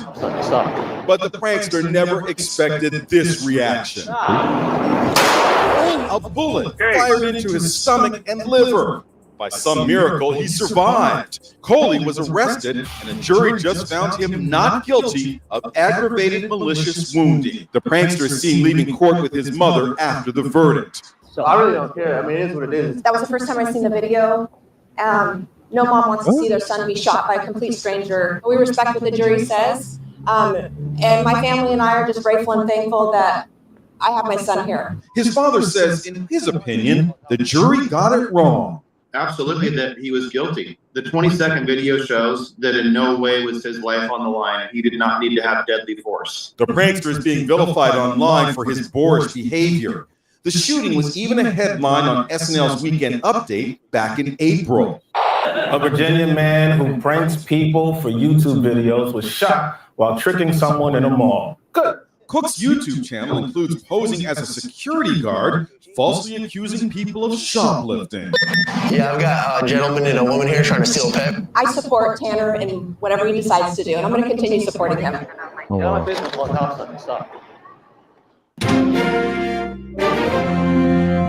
Wait a minute. Y'all might disagree with me. Wait a minute. Hold up. Hold up. She said, this is the first time I've ever seen the 20-second video. And then at the end, she says, I support him in everything he do. So if you support him in everything he do, why are you just saying the video? Right. And also, if you support him and I would have told her, if you support him in everything you do, then wipe his ass when I shoot him, because he's gonna need you to wipe his ass for about 6 months. Hey man. I disagree. Y'all might disagree with me, but probably. Harassment is not cool. Getting up in people's faces and whatever. Yeah. But I don't see no threats of danger. He didn't say, man, I'm gonna beat your ass when we get outside. I'm gonna cut in you. Texas, you can shoot that nigga. Because in Texas, you can shoot that nigga. I'm not rocking with the dude getting shot because harassment scam and danger are different things. You talking about what you see. That little white guy's like 5'8". He was scared. That kid ain't scam likely. You've been in this space for a long time. It's a lot of people not healthy enough to be up on StreamYard. Right? You seen some of the things that's been said on StreamYard. Could you imagine if some of these conversations happen in person? Real life? I'm one of the main people that will be incarcerated. I would too, probably. Well, Definitely I'll say this. There are certain people, if they approach me in real life, I would actually think this person's actually about to swing on me, and I might need to stab him. Yeah, and you probably deserve. I would actually believe that there's some threat, because this person mad I done trolled him one too many times. If they walk up on me in real life, and if they appeared in Florida, if they booked in a hotel and all that, they're not there for community service to have a conversation. I'm smoking. Your ass. That's right. That's right. But that's different. They booked a hotel, took 2 days off of work to come find me. I gotta shoot them. They coming to ragdoll you, man. What I'm saying, this prankster right here, get out of people's faces. I agree. It's harassment, but it's not. I'm gonna kill you. Wait till we get out. If it's, hey man, I'm gonna punch you in your shit. Just look at me. If it's not, you gotta try to say, that's my opinion. You gotta try to use deadly force. He shot him, but he could have shot him in a whole lot more deadly places. He was scared. He was that's what it looked like. I mean, I'll say this. I'll say this. I'm a state peace officer too, so I think this provides a little bit of context. These stand your ground laws gives Joe Blow citizen more authority, more leeway in a deadly force situation than it gives peace officers who are trained. Okay, we, like in my job, if you're running, I can't shoot you in the back. If you are stabbing somebody, I come up to you and tell you to stop and get down on the ground prone out. Once you lay down, I can no longer exert any force. That's the same thing with that's the same thing with we can't shoot in the back either unless they break in your house. Well, hold on. They tell us to flip their ass over. With stand your grounds, you can unleash an unlimited amount of force on somebody. Yeah, but not if they're running. You don't have to. I mean, but hold on. I mean, somebody's getting in your. This is what everybody's been kind of going back and forth about this. Somebody's getting in your face, so you gonna dump on them? No. What I'm saying is this: somebody coming towards you. Hey, they're coming to do business. If they're going away, how are you gonna say I was scared? I was scared he was gonna run too fast away from me. No, that's murder. No, I think my point. You talking running away or running to you? Running away, you can't shoot him. Oh yeah, you can't shoot him running away. Yeah, you're right. If you had an epiphany, house, you'll get away with it though. That's no longer a threat. You can't attack me and then have an amazing epiphany, and then it's just I'm just supposed to watch you get away. You attack me, I respond. Well, world class, you're right. In Texas, you can do that. If someone harms you and runs, you can go get them. Yeah, what's the time frame for that? You have 5 blocks. You have an awakening once I start pulling this gun out. Yeah. That's absolutely correct. You have up to 5 blocks to get that ass. 5 blocks? Yep. Yes, but in Texas. If somebody if I walk outside right now, somebody's stealing out of my truck. I like it. And I grab my gun, I can get them if I get them up to 3 blocks and blow their brains out, I can come back home and go to sleep. But we get the point. Texas is Texas. Yeah. They want you to smoke that ass. Yeah, That's absolutely. They want you to shoot that motherfucker for sure. In 2028, they're gonna put that in. They're actually gonna get that in documentation. Smoke that ass. Smoke that. My word. FAFO. Because let me tell you what happened one night. I stay in the rural area, but the homeless, they ran the homeless out of the city of Dallas, and now the homeless are starting to tent themselves in the rural areas where we live. And so all the open fields and all the wooded areas, they're starting to tent up. And so now the police are trying to get them out, clean it out. But at the same time, one night, I was in here talking to y'all, and I think I got off, and I walked out. I saw a man straddle my fence in the backyard. And he just straddled my fence. He was doing this. And I told my son, I just picked up, I'll come back in and shut the door. I told my son,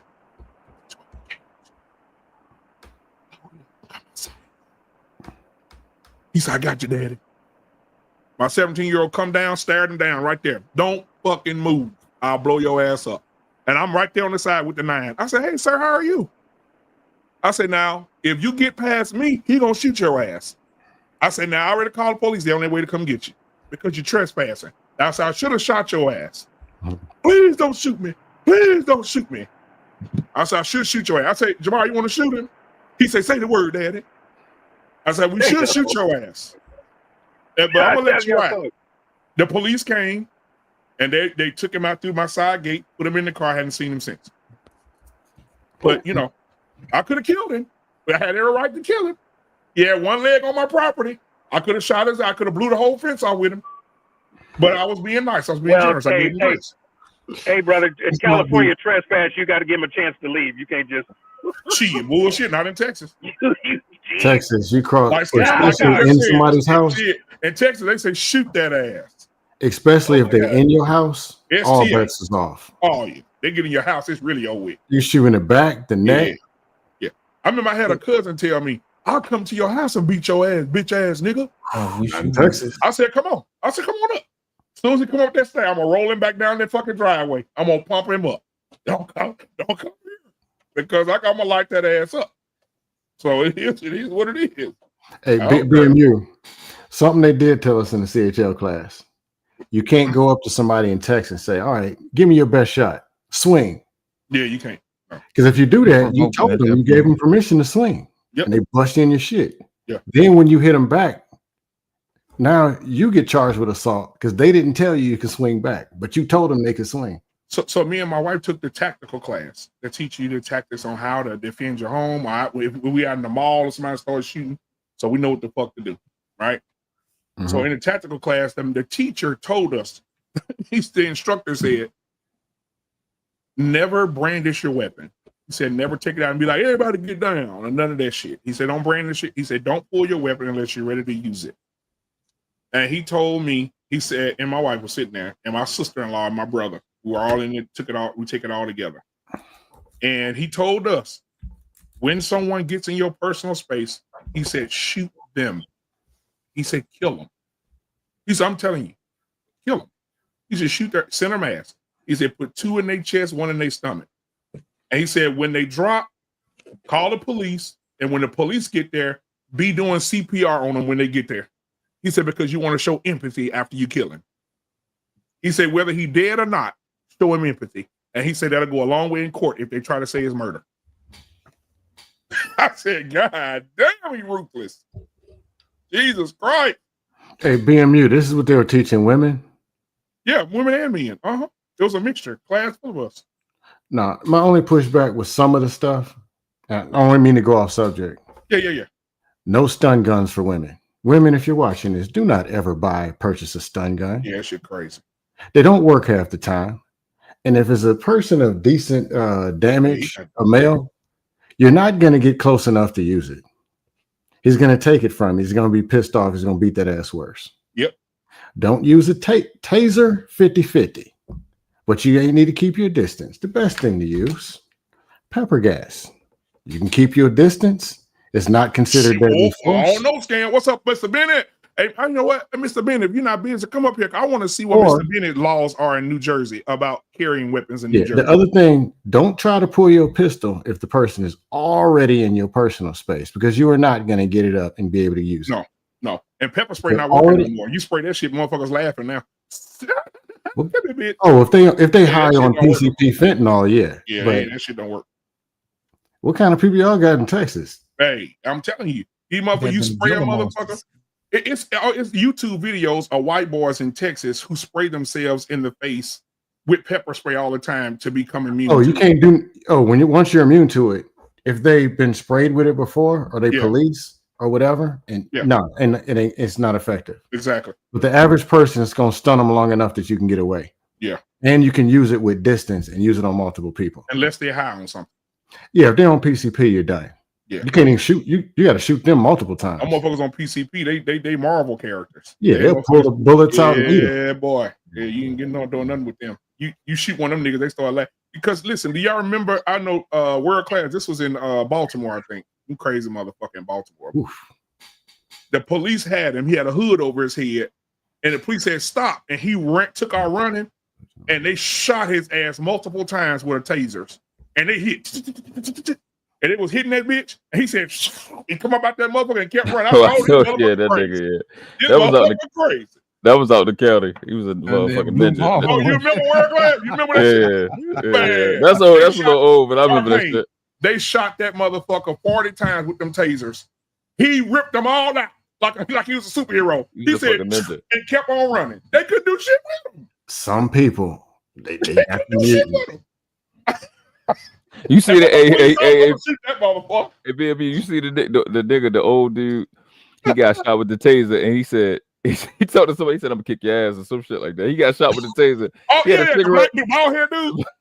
When that motherfucker hit him, he said, "Hey man, don't do that shit now. You gonna make me whoop your ass now." I said, "Wow, the taser don't work." It don't work. Sometimes they don't engage. It could be loose clothes or just bad connection. Sometimes they just don't work. Boy, that's terrible. Hey, listen, when you get somebody like that, leave them alone. That's what I'm saying. Like some of these people, like that guy I think that just got off that Lamont brought up. He looked like one of them socially awkward people. And I be telling people, even in the hood, leave him alone. It's the nigga that's quiet, that's dangerous. Yes, will fuck you up. It's dangerous. Like you let them alone. They ain't saying he the number one killer, but them dudes that got a little bit of words when it's struggle time, leave him alone. And think about it. They saying, he's probably saying, he's socially awkward. He's probably saying, "Stop it, stop, leave me alone, stop." Yeah, because he wasn't yelling. He was like, "Stop." And just watch one night too many. You know what I'm saying? Yeah. That fight response. It's like that. I can't. But back to what we was talking about the young man. I can't believe some of these black dudes, bro. Oh my God. Listen, bro. I heard Unlikely, man. Shout out to Unlikely. Unlikely got a whole nother perspective. He's talking about catch the fade. Stop being a punk ass little bitch ass little nigga and trying to stab a motherfucker. Nigga, 2 white boys, 6'1", 200 pounds against one little old black boy. See, I told my son, pick some up and knock the fuck out of him with it. I tell him, if 2 of them come up on you, don't let them get too close up on you. Everybody. That's what I mean. Because someone knocked the fuck out his ass. I say this. Ain't nothing wrong with living to see another day. If you got to say, you know what, man, y'all got it. Because you might catch him on Thursday and get him one-on-one. But don't try to be Superman.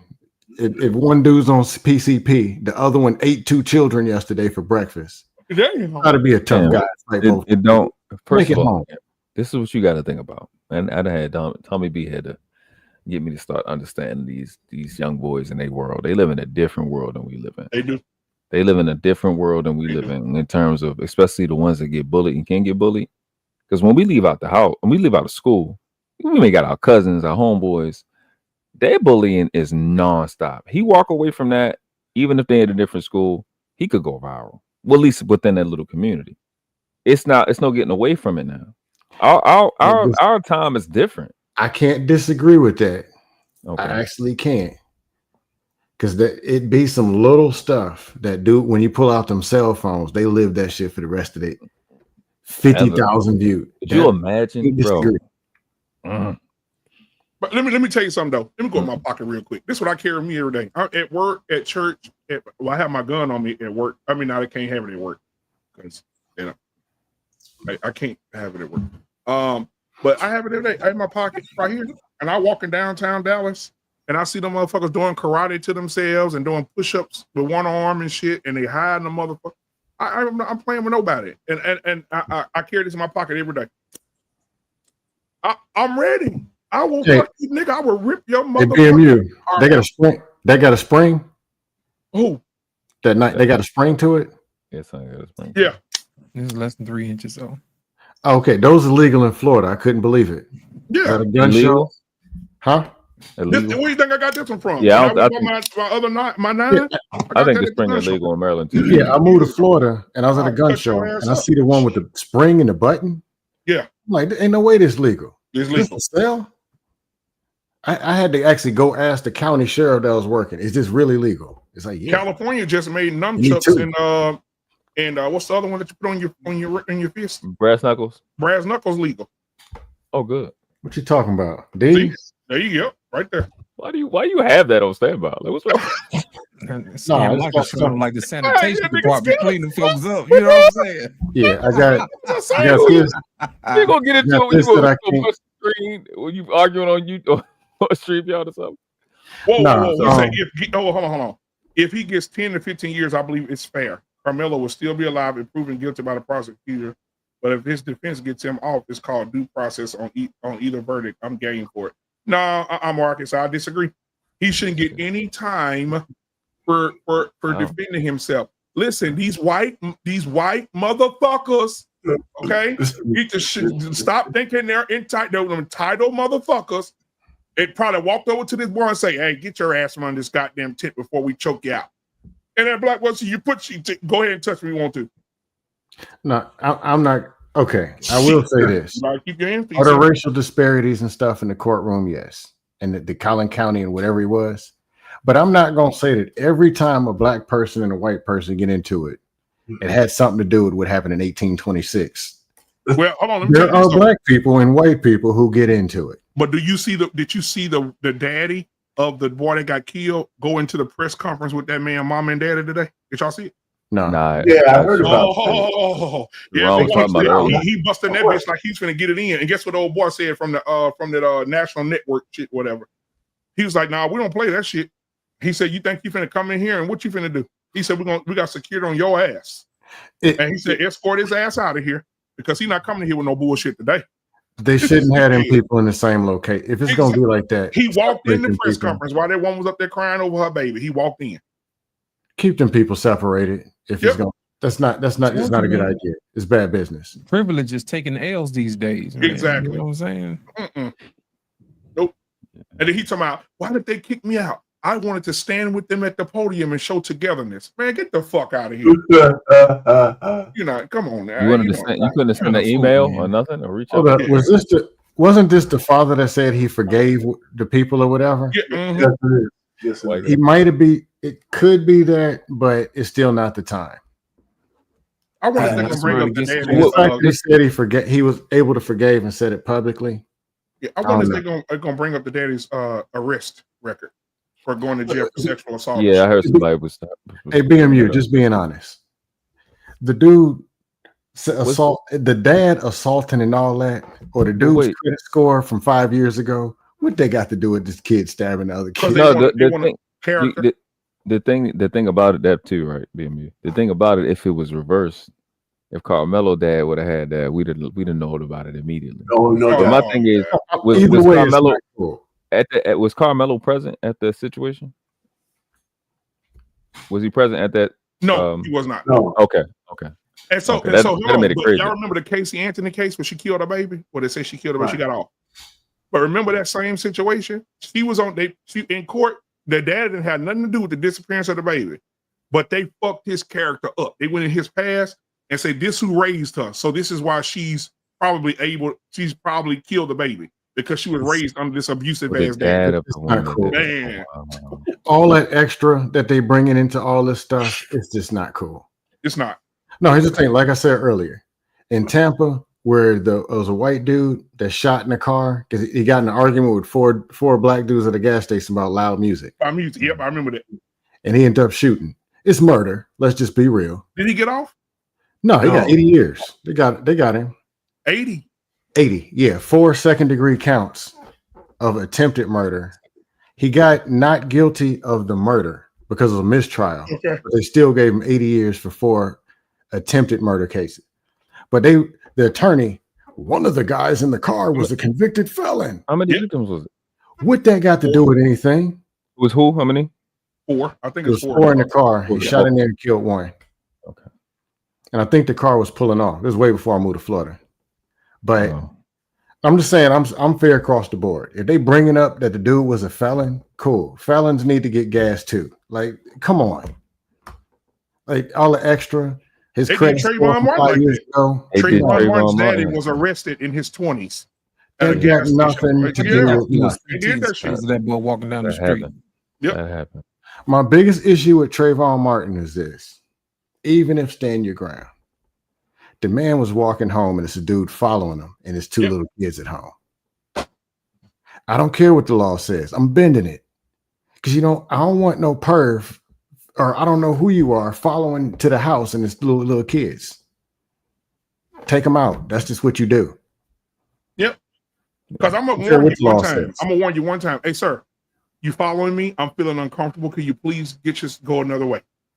I'm gonna tell him one time. That's it. I'm not telling him more than once. Next time I turn around, sir, your funeral will be next Saturday. Yeah. Now, the dude following the dude in the mall, I think that was more of harassment. With the prankster. Oh, yeah, that's harassment to me. That's not threatening. But little kids at home and I'm walking home.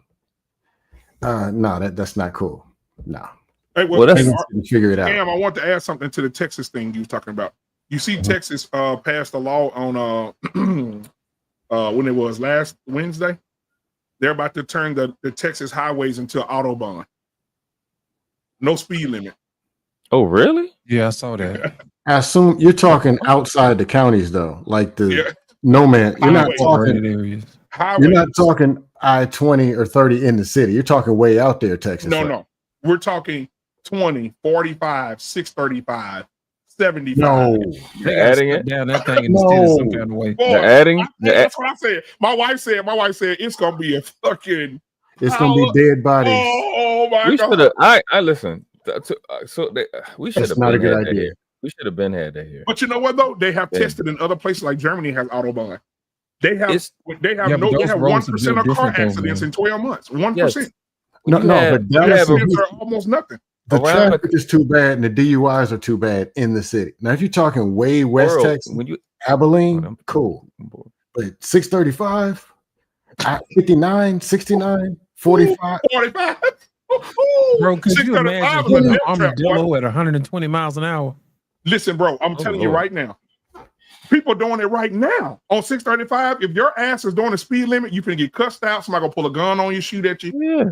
Man, bro, you got to be doing 100 on 635. The motherfucker run you off the road. I'm telling you that now. Motorcycles with no helmets. You can do that in Florida too. I'm telling you, it's not a good idea. I was on my motorcycle one day and my navigation said go to 635. I said, fuck that. I kept straight. I said, I'm gonna go 45. Fuck that shit. If aggressive drivers have somewhere to go, right? Because a lot of times what happens is you got aggressive drivers with people that's doing 20 miles that take driving 7 miles an hour in a turn. Like, just like, you know what I'm saying? That's what makes it when you got those two mixing up, those old ladies that can just, that just takes forever to get from one place to the next. That mix up is what's causing a lot of accidents. It'd be them slow drivers. Yep. If you give aggressive drivers a way out, it'll reduce casualties and accidents. Plus, all around the world where there's not a stop sign or red light, they have the lowest accident rates. Yeah. When you watch this, next time you go to a stop sign, when you have a power outage where that light, the traffic light is flashing, look how people act. People take more caution People, you ain't gonna see no accidents.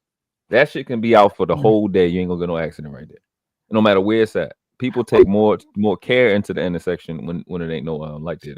It's scam in San Antonio. My daughter had a tournament in San Antonio. The speed limit in San Antonio right now is 85. 85. The sign said 85. I said, I know you motherfucking lying. It's gonna be a prank. Ooh. That bitch said speed limit 85. I said, oh shit. How much do you go? How much can you go over? 5 miles? 5? So you can do 90. We already have one. Because I heard of an 80. It used to be 70, and then before I moved from Texas, I saw the 75 I-10 leaving. Mm-hmm. It turned into 75, maybe like 2015, 16. That's the highest I ever seen. Oh yeah, wait till come back now. I haven't been to West Texas. My cousin say it got it. Going to El Paso is 80. Now you saying it's 85? 85, bro. God. So when that autobahn 55, and then all of a sudden they put that 70 up, and everybody was like, "Oh damn, there's gonna be some folks dying around here." You remember that? You remember that? They used to make songs about I can't drive 55. You know what I'm saying? They put that 70 up, then everybody jaw drop. Now imagine if you pull up on a sign that says speed minimum 120. Oh, here we go. Yeah. Dude, I need that in my life. I know one thing, you're gonna be stopping for gas more frequently though. Yeah, gas gonna go up. That's the only thing they're gonna be able to do. That's the only thing gonna be. But just imagine you got a 4-hour trip and you got the cruise control on 110. Yes. The first time I ever saw speed minimum, I was in Georgia. It said minimum is 40 miles an hour. Wow. I ain't never seen no minimum. So. Yeah, but you know what's gonna fuck shit up? Minimums. You know what's gonna fuck shit up? People driving through Texas with no speed limit on 110 miles an hour on cruise control and cross that Louisiana state line. You know, state troopers gonna be sitting right there waiting on your motherfucking ass. I was gonna say, you know what they're gonna do. Yep. It's gonna be it's gonna be a city fun. Whatever city, what city do you cross in Louisiana? It's not Lafayette. What is it? To go what? From Texas? When you cross into that first city, what is it? Alexandria. Because when I go to Louisiana, sometimes I go through you go Alexandria 20 to get off 20. Oh, 20? What's that right there? That might be Alexandria. I used to come from 10. Yeah, okay. Yeah, because you going Alexandria way, you go Shreveport way. Yeah, that whatever it is on 10, they're gonna be doing fundraising. Yep. They're gonna make a killing. I was mad I had a ticket in Mississippi. That's right, Robert. You're right. It's Lake Charles. He right. Lake Charles, yeah. Yep, he right. Mm-hmm. In Mississippi, there was a stretch where the speed limit goes from 55 to 70 or something. They pulled me over and gave me a ticket. And where I'm pulled over at, I'm like, sir, the sign is right there. It says 70. He got me for going like 68 or something in the 55. Yeah, but you have to wait till you get to the line before you can go 70. Really, fool? It's just them in that city trying to, and that's Mississippi, man. That's all you need to know. Oh, yeah. Shit. Mississippi gonna show you. Listen, but that town, all they do is park right there where the signs change and start dishing out tickets and making money. That's all it was. Mississippi's so fucking racist. Lost, you know. Well, some racist motherfuckers in Mississippi, boy. Them trailer trash motherfuckers, they'll pull you over and kill you. Boy, if you get pulled over in Mississippi, just start praying. I told you, man. People think it pay to be racist. It don't, man. It don't. Most of the time, most of these racist states, man, they be the poorest states in the nation. The place I know of not to deal with is Vidor, Texas. Oh, yeah. I heard about that old racist motherfucker. That I've heard about. Yeah. And that's a whole nother level. Yeah. And it happens to be on I-10. And Conroe, too. Conroe, Texas, too, right before Houston. Shit. Yeah, I knew people who stayed in Conroe. I ain't heard too much about that. Shit. Conroe, motherfucker. Listen, I got a racist. Let me tell you, all the black folks know all the cities you ain't supposed to go to. Yep. You know, in Georgia, you ain't supposed to come through Forsyth. You know, in Alabama, you ain't supposed to come through Coleman. You know what I'm saying? You go through Mississippi, you know you ain't supposed to go through Jackson. You know what I'm saying? Everybody know, man. Baltimore is done, dog. Oh, you shit. Lost in translation, Utica too. Exactly. Yeah, Utica, Mississippi. Shit, I wouldn't drive through that bitch to save nothing. I'm going around that motherfucker. If I go around, I'm going around. Utica is that place is horrible. In Maryland, it's anywhere where you can see a boat. Dang. Guess them white boys out there. They don't be over there on the dock. Robert said he worked there in Mississippi. He said, I worked there. They told me and my cousin, don't be here when it get dark. He said, nigga, I quit that job. And I don't blame him either. I don't either. Because you know they still got them sundown towns. Of course they do. Because if you look on my arm right here, I have sundown tattooed on my arm because that's what they used to call my grandfather. Because my grandfather used to break the laws of sundown. So they used to call him sundown. He used to sit out there and wait till it get dark, sit right by the sign. This is Louisiana? Uh-huh. You stupid motherfucker. He used to sit out there and wait for the sun to go down and dare a motherfucker to say something to him. And everybody has his nickname. They call him Sundown. Yeah, my family stories are different. My people are from the north. It's different. My granddad was fucking stupid. Yeah, we do things a little different down in the South, brother. My grandma said, she used to beg him, please don't go out there at night fucking with them police out. He said, I own this fucking land. I'm going to be out here the fuck I want to be out here. Crazy. No, I'm from Virginia, so other people's parents and grandparents had stories, or my parents and grandparents did. They had some stories, but it wasn't like actual Virginia, actual down south stories. Right. Yeah, my mom and them side from Virginia. We used to go to Newport News. Yeah, it's 30 minutes from where I'm from. Yeah. How's Newport News? Negative. Well, downtown, like where Ricky I'm from. Upgrade from Baltimore. It's a small area and everything happens right there. It's just negative. Just don't be over. Ain't nothing else going on there? Like one of my best friends from over there. And it's chill. The most common thing to do, they just want to fight because they just mad all day. Like that's just what it was growing up over there. Tommy B. What's happening, Right. Tommy B? What's up, Tommy? No, the thing is, some of these cities, like Tommy stayed out, he was stationed out there. Norfolk, Newport News, Portsmouth. It'll be a bad neighborhood there, then a good one. Bad one, then a good one. Bad, okay, good. It's not like a Detroit or Baltimore or somebody or St. Louis. Yeah. Bad, Sure. bad. Is anything worse than Gary, Indiana right now? Right I now, haven't Memphis. been through there, but Memphis. Gary, And, boy, Memphis. Gary, Memphis, Indiana, definitely. nigga. I looked up some houses, boy. And the St. houses Louis. in Indiana, they look like rats on them. And East they St. talking Louis. about 100,000, 200,000. Yeah, no, What the where you fuck? from? New Orleans. They wild right now. I've been in New Orleans. It's a jungle. Detroit's the worst I've ever been to. Same thing. Yeah, Detroit's still bad. Detroit was rough. I love you, baby, but same thing. Birmingham, Yeah, is hell. That- New that- Orleans is that- hell. Baltimore is hell. In certain parts of Birmingham, you know, we trying to clean this Baltimore's bucket hell. up. Baltimore always gonna be hell. The devil literally was born in Baltimore. New Orleans, I know boy. one thing, you been and carry your ass to Memphis with that foolishness. Boy, Yeah, hey, man. I just went to Mardi Gras, and there was a white man standing out there. You could tell he wasn't from New Orleans.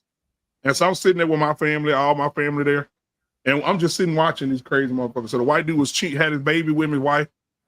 Black dude passed by him, and the white dude was like, "Could you move or something?" The black dude sat there with his cigarette. He said, he got the cigarette and put that bitch out on his shirt.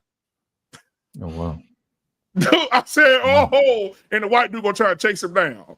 I said, "Oh, he finna die. He finna die." my mama say that man finna kill him. I said, "Mama, he finna die. We need to help him. He don't understand what the fuck he at. He don't understand You what the start fuck he hitting the at." soundtrack. Oh my god! I mean, he turned around, put that motherfucker out on his shirt. The white dude looking like, "Oh my god, what am I gonna do?" Don't say nothing to this cat. Just leave him alone. Shit, man. I don't care how gangster you in your city. You go to somebody else's city, man. You better act like a tourist. You don't know how they do out there. I gotta try to fit in. Stay in the house, nigga. Stop. That shit ain't. Man, you don't know what they're nigga, talking about. It's a nigga in New Orleans. They call it, what is it calling? Honey bun. So honey bun is the guy that you come to. Say for instance, you get a boot put on your car while you're in New Orleans. And they come through there. We booted you, baby. They booted you. The honey bun will say, "Give me $50. I'll take that motherfucker off right now." And he a street nigga. He don't work for the city or nothing. Yeah. You give him that $50, he'll throw that motherfucker to the side and say, "Y'all have a good night. Thank you." You drive off. Shit. Honey bun, a motherfucker. Boy, go to New Orleans and say, "Hey, anybody know a honey bun there?" Everybody know that nigga. You get a boot on your car, call honey bun. Yeah. Honey bun come. That nigga take a boot off a car in 30 seconds. You're world class. I never knew till you was talking on one of your streams where you was talking about Baltimore invented Uber. Nah, we had like I'll be driving in Baltimore. I couldn't figure out when they keep doing this. So in the street. So I that's never knew what that meant.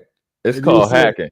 Robert, you stupid, bro. I was like, what No, he ain't like not till you mentioned it. Like that's what that is. And I'm driving 30. people in the street keep doing Thank you, this. Braxton, no. I'm 39, bro. This shit, they've been doing this shit before I was even born. So what you do is we hang out, we go like this at the end of the corner, and somebody just come out. You know, if it's called hacking, and they give you a ride. Back in the day, it's like $5 to go like halfway from east side to west side, or $10, something like that. So yeah, niggas used to be doing that, and then the old guys, they hang outside the grocery stores where they know the old people be at, and they give them rides home. So this was in like the 80s. It's called hacking. Don't if you do some shit like this, like you whatever the law hitchhiking shit that we know you're not from around. You're not from around here. It'd be like people from different cities coming out shit, and they start doing the shit. Yeah, man.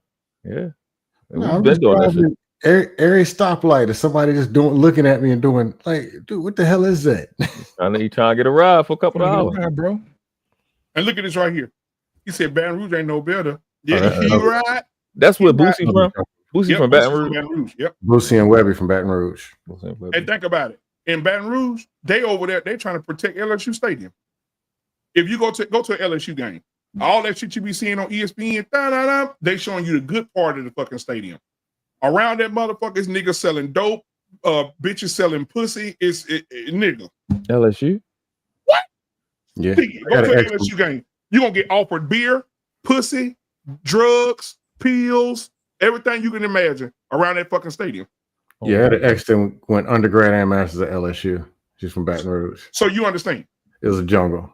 Gee. I mean, we got you walking in the door with your ticket. Go home type girl. You walking in the door with you walking in the gate with your ticket to get him the ticket to the game, and the girl say, "You want to fuck real quick?" She's standing right by the gate. Find them motherfucker. You got 150? Hell yeah. Wait. I mean, we got Coppin State. That's an HBCU. That's literally in the worst neighborhood. God, this is a jungle. The mall next to Coppin State is called Mondawmin. I can't even say the word. It's, Shadowbound. It's called the Deletion Mall with an M. And Southern look like Lean on Me. And so many people got shot in that mall. It don't make no sense. Yeah, Morgan's in the hood. You go to Coppin? Southern, Mr. Clark. No, Morgan is in a good neighborhood. That's the best part of Baltimore. Where Coppin is? Oof. Coppin is to hell. It's not too far from where Freddie Gray and all that happened. Right. It's the hood. It's the hood. Miss Locke, what's up, baby? Yes, it's fishes out there. But man, yeah, I'm telling you, boy, you go to Southern University if you want to. Boy, I'm telling you, it's real bad. I'm telling you, Lawson says laugh. I'm telling you, boy, you looking for Mr. Clark. It looked like fucking the Lean on Me over there. Get the chains on the door. The college? Yes. Wow. The college. Yeah, Southern University, nigga. The HBCU. I mean, most HBCUs are in the hood. Most of them. Yep. Most of them, okay. Yeah, I went to Norfolk State in 80s and 90s. It was a 7-Eleven across the street. I used to call 18711. That was bad. But by the time I started going, your wife it was all right. Trey on the road. Trey, your wife didn't put you out, boy? God damn, I know that. I know a Motel 6 when I see one, goddamn it. I know a Motel 6 when I see one. Hold on, Trey Ferg. He got Sir Hale's Adidas. He got Sir Hale's Adidas jogging suit on.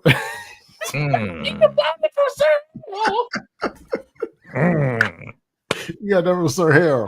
Yo, not Sir Hale caught a stray. That's hilarious. Hey, Trey, tell us the truth, man. What's going on? We here for you tonight. This is Barbershop. Oh, blink once. See me? Blink twice. Okay. He's on mute, man. So he's doing something. I said, what better? You gotta give permission. Take the shower or something, you know. Blink if you need help. Hey, Trey, if you need help, blink twice. What's going on? No, my microphone is acting funny. Y'all hear me? Yeah, you on the lamb? What's going on, man? You want to run? No, man. I'm just, hey, bro, come on now, dog. I'm just visiting my son, man, hanging out with him. We just set up in the room. Oh, okay. Up in Chicago. I came up here. Hey, Trey. You hear what you say? Yeah, I'm just here with my son, man. I ain't doing nothing, man. Hey, move your fingers a little bit. Hold on, what up, boy? What up? He can't hear you. They said, "What's up?" Oh yeah, you got the headphones. Oh, okay, I thought you was in there hollering like this here.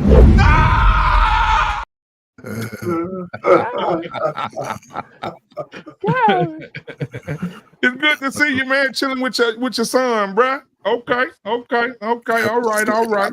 You know, he's finishing up his what week are you in the CDL? He got the CDL, so he'll be finishing that up soon. Say they've been out on the road. So hey, ask him how he feel about AI trucks taking over the road. They said, how do you feel about AI trucks taking over the road? Come here. Hold on, he a little, a little shy, but he all right. Because why he coming? Elon Musk said that. Elon Musk said in 2029 or 2030, trucks are gonna be you're gonna load them up, and the trucks are gonna drive themselves, back themselves in. They're gonna unload the truck, and the truck gonna bring itself back. I just don't like that idea. They already took over loading trucks with AI. Yeah, so AIs are loading trucks now. But basically, he wasn't on. So let me repeat it again. Basically, what Elon Musk said by 2030, 2035, 18-wheeler trucks are going to be unmanned, and they're going to load the AI robots are going to load the trucks up. The trucks are going to drive all the way to the spot nonstop, no stop for resting, none of that shit. They're going to drop the load and drive back on its own. Yeah. Y'all don't. You asked him. I'm like, two. He said, so how do you feel about the AI taking over the road, bro? That gonna look just like his daddy, boy. God damn. Yes. Carbon. He look just like his daddy, boy. Trey. He go to the courtroom. The judge gonna tell the bailiff put that motherfucker in jail for 30 years. Trey Ferg went back in the past and got himself. Yep. Oh, he can't. Yeah, can you hear us now? He ain't as handsome as me, but he's getting there. Shit. Yeah, y'all look just alike, boy. He getting there. He'll be all right. Hey, I bet he got more females than you had, though. That's a fact. No. Oh, no? He ain't nothing like me. That's good. That's good. He ain't nothing like me. He's more laid back. Look. Yeah, Ferg got more ass than the toilet seat, boy. Listen, tell him about your story that you told me today. Look. See why the guys be out there whining? Tell him what you told me today. I was at Bueno Beef getting my mama some food, and then I seen this girl in the drive-thru. She was taking the order. She kept staring at me too much. You know, I got a one combo meal, so she had me pull up to the next window, and I'm seeing everybody else still pull off. So I'm going after she finished with everybody in the line, she come to personally hand me my food. So I just asked her for how old she was, asked her what she was from, and then got a number. She wrote on the bag. She fine? Yeah, she looked like a cute little girl. She was my age, 22. Oh, okay. Oh, she wrote it down? She hand wrote it? Yeah, she wrote down a cool little Sharpie on the paper bag. My nigga. Okay. So always had to write it down. They don't want to write it down, don't waste your time. I'm so goddamn proud of you. Shit running the family. So I'm sorry. Well, Trey, you may learn a little bit from him. He got girls handwriting in a time where there's cell phones. Come on now. I don't want to learn none of this new stuff. I'm gonna stick to the old stuff. I won't learn none of this new stuff. Oh, Trey, this is what Trey used to doing. Hey, let me tell you, little Fergie. This is what Trey used to. This is what your daddy used to say. Hey, what's up, baby? He be like, hey, Trey. He barely older than you. Hey, he talking about. What's up, Trey? Hey, baby. I'm just trying to fuck something. You fucking tonight. I wasn't that ruthless. Next thing you know, Trey in there sweating like a burning calories like a I burned some candles. Arpain used to be like that too. Arpain the Q dog. Ain't you a Q dog, Arpain? I wasn't there. Oh yeah, see the dogs get a lot of pussy, boy. The dogs get a lot. World class know it. But them Q dogs, boy. I can't be over there talking. Hey, baby. Swallowed up. Have you ever been swallowed up? Crazy. Nah, young players should have told her. I see you Man, speaking, but you ain't speaking. Maybe what's happening? Y'all bad influence, man.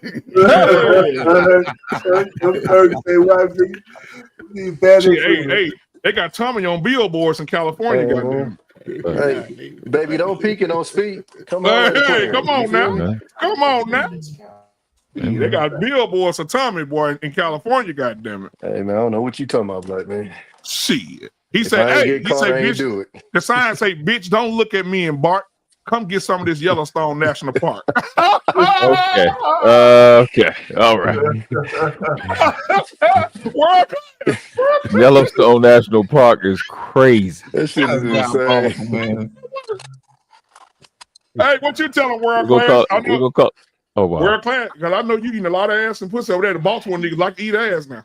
Look Talk about it. Look at him. You know I ain't lying. Oh, I'm I eat a vegan. lot I of eat ass. ass, boy. Trey Fur eat a lot of ass too. Look at him. Trey Hell Fur yeah. got a face that eat ass. Look at him. You know, light skinned niggas eat ass the best. Oh yeah. Oh, Lost too. Look at Lost. Look at Lost. He cheered. Nah, man, that's Don't you put that brown on me. skins be eating all that ass and shit, have some ass crumbs in your beards and shit. Yeah, I bet Lost and Trey you. can find colon cancer with they how they be eating ass, boy. Nah, man, we ain't with that, man. My talking point remains the same. Overweight men that are willing to eat ass but won't eat fruits and vegetables. I can't get with it. So Scam like, vegetables. Scam like, let me ask you a question. Scam, do you eat ass? Yes or no? No, I eat fruits and vegetables. So you don't eat ass? No, fruit. So hold on. So and you vegetables. so you down there sucking on that Pongo pygmaeus. Water, fruit, vegetables. And she slide that ass up in your mouth. What you doing? Fruits, vegetables. My food comes from the fridge, not the toilet. Scam, you're a liar. Scam, if you with your woman and you down there eating that Pongo pygmaeus and she slide that booty up by them lips, you're not going to stop. Stop. Fruits, vegetables. Unprocessed, undigested food. Okay, hold on. Let's get back to world class. World class. Baltimore niggas eat ass. Yes or no? They probably do. More than likely, yeah. Y'all do, right? Y'all do. No, I know y'all. I don't know. I don't participate in the ass eating. I'm vegan. I'm not an ass eater. Well, what if she ate a salad that day? That's crazy. That right there is wild. That's too much. That's if she ate a salad that day. I'm supposed to put my face. Some of that lettuce get in and there. her shitter. Yeah, some of that lettuce that in there. cucumber melon, you know what I'm saying? Because Tommy B, I heard rumors about Tommy B for a while. They said Tommy B could eat an apple and not even touch the outside of it. What? So the apple just empty, hollow. God damn it. I want me some glory. This shit cool first. Look at it. Look, you see it, he say shit. Hey, man, lips, hips, and fingertips, man. I need all that. Yeah. And look at R-Pain. Don't you look at R-Pain? Can't you tell he's an ass eater? Can we get a dietitian to hit the R-Pain just like to smell it. Huh? No way. I'm old school, man. Shit, I'm old school, man. You definitely know I wasn't eating no goddamn. That's all for you new crew, motherfuckers. I want me some glory. I definitely passed the Mason Dukes a lot on that one. Let them know, R-Pain. Tell him R-Pain. You was doing it before they called it tossing salad. Hey, he was on the Titanic eating ass. Look at the vegan. Yeah, he's on the back of the Titanic eating ass. I didn't even know nobody ate no ass, man. Shit, man. You guys are crazy, man. We're not glad that nigga's on the Titanic back there tearing that ass up by them propellers. Oh shit. I'm an advocate for health. Oh my God. So hold on, Skim, like, let me ask you a question. Because you still out in the dating pool, right? You still out in the dating game? Something like that. How's it looking out there? What's happening out there right now? I'll say this. I ain't gonna sit there and women's. There you go. There you go. There's a bunch of bad women over here and they're out of control. Then there's some, but there's still decent women out here. Just gotta find them. I agree. Or you gotta be decent yourself. Like 6 though. Enough to at least have decent conversation with the bad ones. I agree. But all this extra stuff, black women. No, I'm not really with it. So when's the last time a black woman was rude to you? Be honest. Yeah, I gotta think about it. I really don't. Because you don't be out there much like that though? No, I don't get bad energy. I go to better places, I talk to better people. I don't get a whole bunch of bad energy. You do be in good places though, because I saw you at a salsa place one time. You do a lot of salsa dancing and shit. Yeah, those people, they polite as hell, no fight. Yeah. Nah. So you like the Spanish women? Don't matter. Spanish, black, Hispanic, don't Yeah, matter. so to the me. Spanish women like him. So world class, how the That's all dating that pool out there matters. for You you? know what I'm saying? World class. What happened? How's the dating pool out there for you? All that ass you I eat. don't know that. That's just a thing. I'm too fond So of you eating all that ass and you ain't committed to nobody? No, we don't do the ass eating over here. Rental center ass. I eat some pussy now. I'm good on that. So you But eat the Pongo Pygmaeus. What? Say it again. What's that word? Pongo Pygmaeus. What's that Spanish for? Monkey. Oh wow. Monkey is mono in Spanish. Monkey is Pongo Pygmaeus. Look it up. Google it. Mono is monkey. No, I ain't saying Spanish. I'm talking about like their species is called Pongo Pygmaeus. Oh. Yeah, I give a monkey a mouth bath. Yeah. Absolutely. Yeah, that's why you want to take your shades off, because you know you eat ass. You want to see your facial expression. That's crazy. That don't even what how does that correlate? What correlated? Because I heard some women on YouTube, they had a whole listen, world class. It's time for you to come forward and start telling the truth now. Because I've seen a whole live of females talking about you eating their ass. The beard give it away. You got a beard. You got a beard yourself saying it. That's that don't even make sense. I didn't deny it, brother. See, you know what I'm saying? I'm talking about. Them niggas in California eat that they eat the fruit before it turned the right color. You understand? Oh yeah, the banana that's green. Yeah, he eating the green banana. It be your own, bro. It be your own. Listen, those are the best. Those are the best bananas. Tommy B, I'm going on all your videos you've been dropping, and I'm gonna report them. I just want you to know that. I can't get with the ass eating. I can't get with the ass eating. That's just not. Don't pay you know. World class. If she's sitting on your face, world class, and she slide up, you gonna stop? I'm gonna slide the fuck with her. I'm not gonna. We on the same side. Let me talk to a real nigga. Tommy B. She sit on your face, Tommy B. If she slide up, you gonna let that booty hit you in the mouth, Check this out, dog. Tommy B ain't real. Hey, look, man, y'all gotta understand, nigga. I put my nose in that motherfucker, bro. Y'all niggas playing, dog. God damn it. This nigga. See, Trey. See, that's a real nigga. He telling the truth. Yeah, well, let him be real, because I ain't never ate none, never tried. Trey Bird taking up. Hey, Trey Bird, you was a goddamn lie. Because if you and your wife were being intimate, and your wife sit on that face, and you back there, you like to moan all that. If you know that you got your eyes closed, and your wife slide that ass up on that mouth, you not gonna push her on the floors. So stop the fucking cap. My wife is just like me. She don't want me to put my finger there. She don't want none of that shit get close. We don't do that shit over here. Niggas just want to walk around with pink eye. At all. We ain't doing it. Now, BMU, I see why you got them AI glasses, them old Ray-Bans, so you want a bird's eye view of that shit. You want to record yourself going in. I know. Put some cinematic music behind it. You know what I'm saying? Fucking gingivitis and E. coli. No, I gotta agree with something J Speed said. Oh God. I believe that some of these diseases came from mixing the digestive system and in the mouth. No, certain system, reproductive and digestive and whatever you call disposal system. Let me ask you a question. So should men eat? I'm actually the basics. Should men eat pussy? Yes or no? Scam. Fifth Amendment. Scam likely was nowhere to be found. He was on vacation. World class. Should men eat pussy? Yes or no? Like a diet. Fruits and vegetables. Yeah, go ahead. Should men eat pussy? R-Pain, yes or no? I think eating pussy should be a discriminator. I said if the girl don't look like a pussy is good enough to be eaten, you shouldn't be fucking with. Yeah, sexy red chicken. I agree. Tommy B, you eating sexy red pussy or not? He eat. This nigga no, not sexy red. Fuck no. Hell no. Whoa. Come on now.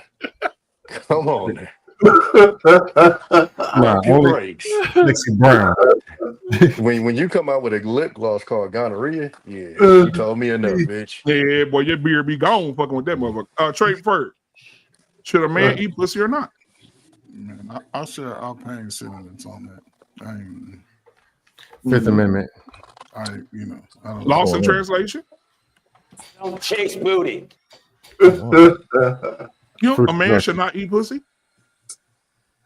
Fruits and vegetables.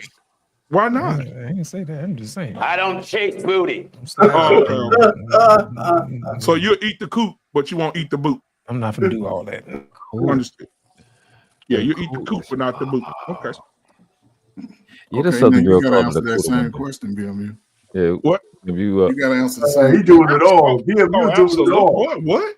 You about to eat You that got thing? knife What? and fork, man. Dinner table. You got a, you know, shit. A Yeah. napkin. Hand me one of those dinner cloths. Listen, you gotta eat that thing So, up, man. so fuck it. Tommy B, since you eat ass, you do the golden showers too? Nah, come on, man. You gotta chill, dog. Come on, man. He Trey Burke, you ever did a golden shower? Trey Burke, tell the fucking truth now. When you was in the military over there in Hungary or some shit, you didn't do no golden showers over there with Ming Ming and Ding Ding. Come on, tell the truth. Ming Ming and Ding Ding. I'm just. I ain't about to give you the golden shower. How you going to ingest? Go ahead, baby. Go ahead. How you going to ingest shit, right? But you don't use piss. I'll be telling you, I paint crack era adults, boy. They have no limitations. They do all that shit. This is worse than crack. Scam like It's worse. Hold on, scam. When you was in the military, scam like you went over there. You wasn't over there getting no golden showers across the seas, getting no ass. Stop now. I was a virgin when I went in the military. I was a virgin when I came out. How about that? Wow. I was going to say weird. Lying as hell. What you say, Trey? No, I'm telling you that's actually true.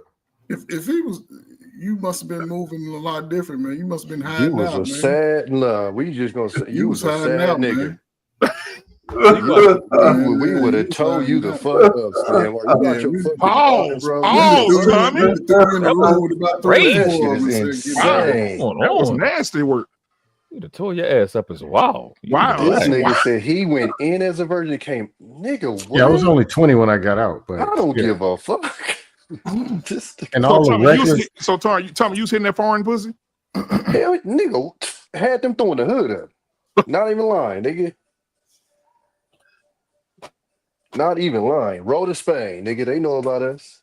Dubai, they know about us. So Trey Ferg, when you was cross seas, you didn't get no ass? No, my only time across sea, like overseas, was when I was in Saudi Arabia. You wasn't. Saudi Arabia got ass now. But you know, soldiers, yeah, they going. So I can only deal with soldiers over there. Yeah, they situation different. Like the Navy, we go over there to go chill. They go over there to go fight. So yeah, we was chilling. We was maxing, relaxing. We was outside. Who had the finest girls, Tommy B? Tell the truth. You know, I'm gonna tell you what surprised me was I thought Air Force, Army and Marines. Like I don't know why, but the finest ones go like to the combat. You know, I actually had a bad Army when I pulled at MEPS, bro, and we got shipped off, so I never was able to tap in. Oh shit! But what country has the finest women? What country? Well, shit. I mean, I went to Spain. You know, Spain got them. But I'm gonna tell you, Dubai tripped me out because we ran into Ethiopians, and you know, when we was growing up, Ethiopians was like the fly on the eyeball, super skinny. Yeah, light bulb here. Listen to me. Listen to me. I'm talking video vixen thick. I'm talking ass all open. Listen. That's a vibe, yeah. I lived in the DC area. If God made anything better, he kept it for himself. Ethiopians are quite right. Nigga. Hey, them Ethiopians wasn't no joke. They be cool with you, bro. They the best Africans I've ever met in my life. That shit was different. I'm They like, do wait, hate black they men, too. Ethiopian? They said, yeah. I'm like, nigga, whenever we saw Ethiopian, it was the commercial. That they was lying, boy. Ethiopia. Well, Tommy, a lot of them went to ODU, and you was at NOB. You didn't see them there? Nah, we didn't really fuck with the colleges because, man, them niggas was shook. I ain't gonna lie to you, dog. Like, I remember we went to my homeboy went to Hampton, and we went to a party. My nigga, when I tell you, when we walked in there, the whole party cleared out. I'm like, damn, nigga. Like, I mean, like, you know, we had the grills and all of that shit, but like, Oh, that's why. come party. Not at Hampton. That don't fly at Hampton. Yeah, I saw that whole you'll shit, bro. stick out. Yeah. not a Hampton. Hampton different. My brother went to Hampton. Well, I used to be up there all the time too. But I'm gonna tell the story one more. I'm gonna tell the story one more time. I promise I ain't gonna say it no more. I went to Vegas when I was selling cars for Mazda. Mazda sent us to Vegas to go test out the new model cars coming out. My homeboy was over there in Vegas, and he was talking to a girl. They were chilling, laughing, or whatever. And I was like, okay, you can pull him. I'm like, God damn, that motherfucker ain't been here 2 hours. So they just talking, keep laughing. He said, all right, man, I'm gonna holler at y'all. Y'all do what y'all gotta do. What I gotta do. What I gotta do. Okay, go ahead. That's Vegas. Uh-huh. And so next thing you know, I get back to the room. I'm chilling. I hear. I said, what the fuck? I said, hey, what the fuck is wrong with you, motherfucker? It's 1 o'clock in the goddamn morning. He say, bruh. I said, what the fuck is wrong with you? I said, bitch. I said, I know, goddamn, man, did you kill that girl? Did she die or something? I said, bruh, please don't tell me you done no fucking stupid shit, nigga. He told me, I said, you gotta go if you did some stupid shit. He said, no, man, I got something to tell you, boy. He said, it ain't no bitch, man. That was a fucking nigga. Yeah, that's. Oh, I said, bro. I said, oh my God. I said, you okay? He said, man, I swear. He said, man, promise you won't tell nobody. I said, I ain't gonna tell nobody. Today. That nigga will cry his whole bro. I said, what happened? He said, man, we was you don't want to really talk about it. I said, man, you gotta tell me, bro, because I'm trying to help you through this, man. What happened? He said we was kissing. Oh. I said, oh my God. And he said, and then why would he even say this? He said, then that bitch started sucking my dick, man. I swear to God. Yeah. That's what he said. He said, best head I ever fucking had in my life. Oh my God. Watch this word. No. I wish I could call him right now, but he'd probably be so fucking embarrassed. So then, yeah, you think? He said, the girl told him, go down on me. He was like, hell yeah, baby, I'm gonna show you what this tongue do. He said he got all the way down on his knees. And he said he pulled the panties down like this here. He said as he pulled the panties down, the dick slid right across his, like right here. Hey, babe, you ain't no way fucking way this is real. It's no way. No, it ain't no way. It's no way. I swear to God on my kids' life. On my kids' life. He said he pulled the panties down and the dick come unfolded and went and look. He had his head like this. Oh my God, no! And that motherfucker come out them panties and went down inside his fucking forehead. In front of the millions. Black man, one of two things got to be: either one, the story is a lie, or two, he might go both ways or something. No, I'm saying, I'm just being honest. No, this is what you should have told him, Black. Oh my fucking That's kids, what bro. your nasty ass get for trying to eat coochie on the first day. Are you? That part. That right there. That part. That's insane. Imagine knowing it's a nigga and still telling another nigga it's the best head I've ever had in my life. That's crazy. Bro, something's not right. That's what he said. Look, but I asked him that later. I said, bro, why did you have to say this is the best head? He said, bro, I was trying to give you all the details. No, bro. But I will tell y'all this though. He might be on the other side. After that shit, bro. After that shit, world class and scam y'all. He was never the same. He didn't laugh no more. He didn't play around no more. This nigga was serious. He used to sit at the desk like this. Like he was just so fucking unmotivated, bro. He was sick, boy. Sick. Something ain't right with that story. Being you. I'm just saying. No, he said he pulled them panties down. That dick came out the motherfucker. I'm gonna say this and I'm gonna drop right. The OEM equipment. Maybe I'm the only guy. When the niggas that dress like chicks wear the perfume, it ain't a weird smell to y'all. It's like it's not a weird. It's weird. I sat next to one at a job before. It's a horrible smell. Something's just it's weird. It's like when you Tommy, I get what you're saying, but I'm like they work in different.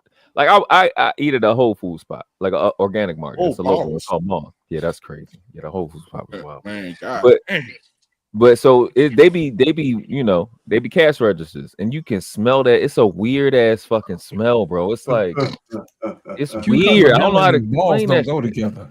Yes, I don't. World class. They must have did something different. Taps into your pheromones, man. Men have different pheromones than women. They must have done something different though, because they recreating these bitches to look like bitches for real.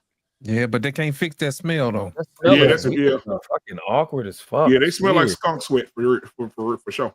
But yeah, man. After a while, that dude he stopped selling cars. He stopped being active, and then one day we came in, he wasn't there no more. They said they let him go. Yeah, Wow. yeah, that makes sense. Yeah, they let him go. The math don't add up. I don't know. You got to bring him a show. Anywhere within 100 meters, and somebody appears to be something funny, and it's kind of like coming towards me, I'm killing everybody I see.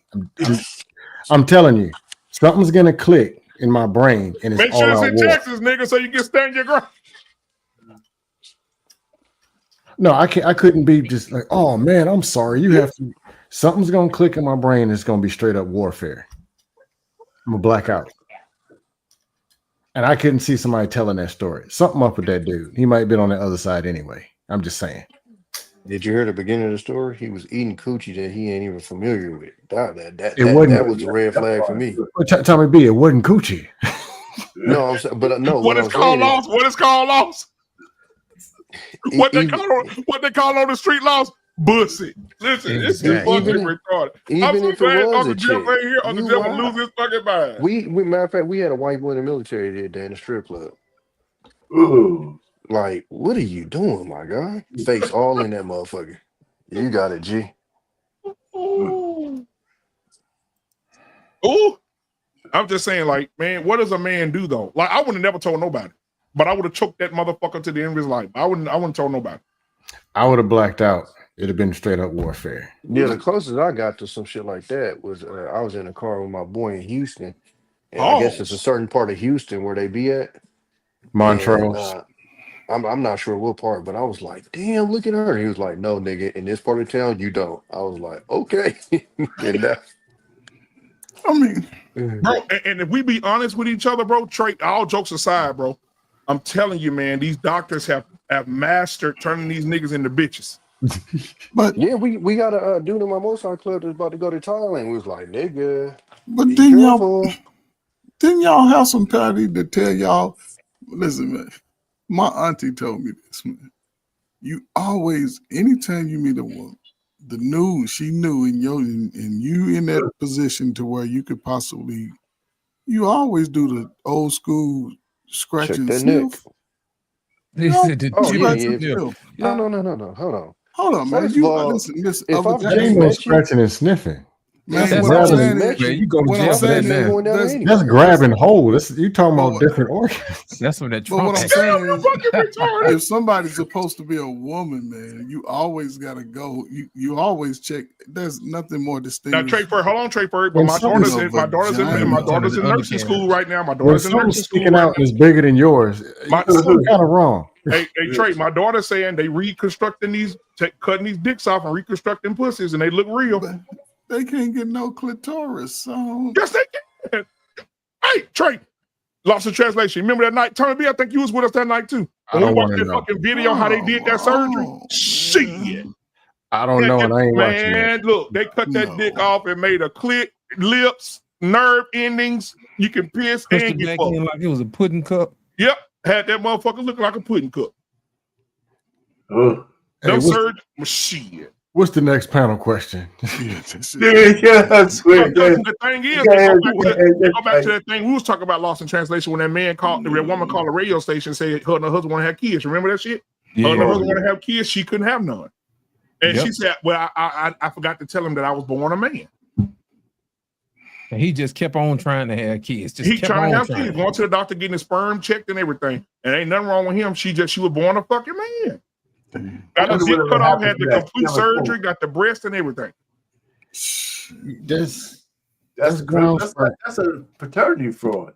That's It asking is. that's asking to be for a homicide. That's asking for you don't do that. There's stuff that you just don't do. That's one of those things. And you know, the fact that the doctors ain't told him, which is his husband / wife, that your wife used to be a man. Lost. Come on, man. The doctors in on it. They ain't even tell him. Oh, This type of stuff causes active shooters. You don't do stuff like that. Yeah, I don't see the way out. I would love to find a follow up to that story because I wouldn't. He probably killed that hoe. That's what I'm saying. I mean, dude. Because also not on that in that type of story. But you remember that bailiff for that law for that judge on TV with the red hair, the white lady with the red hair. What's her name? Anyway, that's Judy, I think. That wasn't Judy. It was the other one with the red hair. I don't know. God damn it! What's her name? She did People's Court. Million. Well, anyway, remember her bailiff, that big ass black dude? Remember that dude that was in the courtroom? He said, "Yeah, and my wife cheated on me, and she's gonna pay." And he looked at the black dude. He said, "You look like your wife be cheating on you too." He said, "What are you gonna do with your wife cheating on you?" 6 months later, they arrested him for murdering his wife. I remember that story. The bailiff nigga murdered his wife 6 months later. Wow. For fucking around on him. And old boy called that shit. He's like, you the type of motherfucker wife be cheating on him. What are you gonna do? Crazy, boy. Crazy stuff. Killed our ass. When I was in hey, that was in Texas, wasn't it? Yes. Houston, I think. Yep.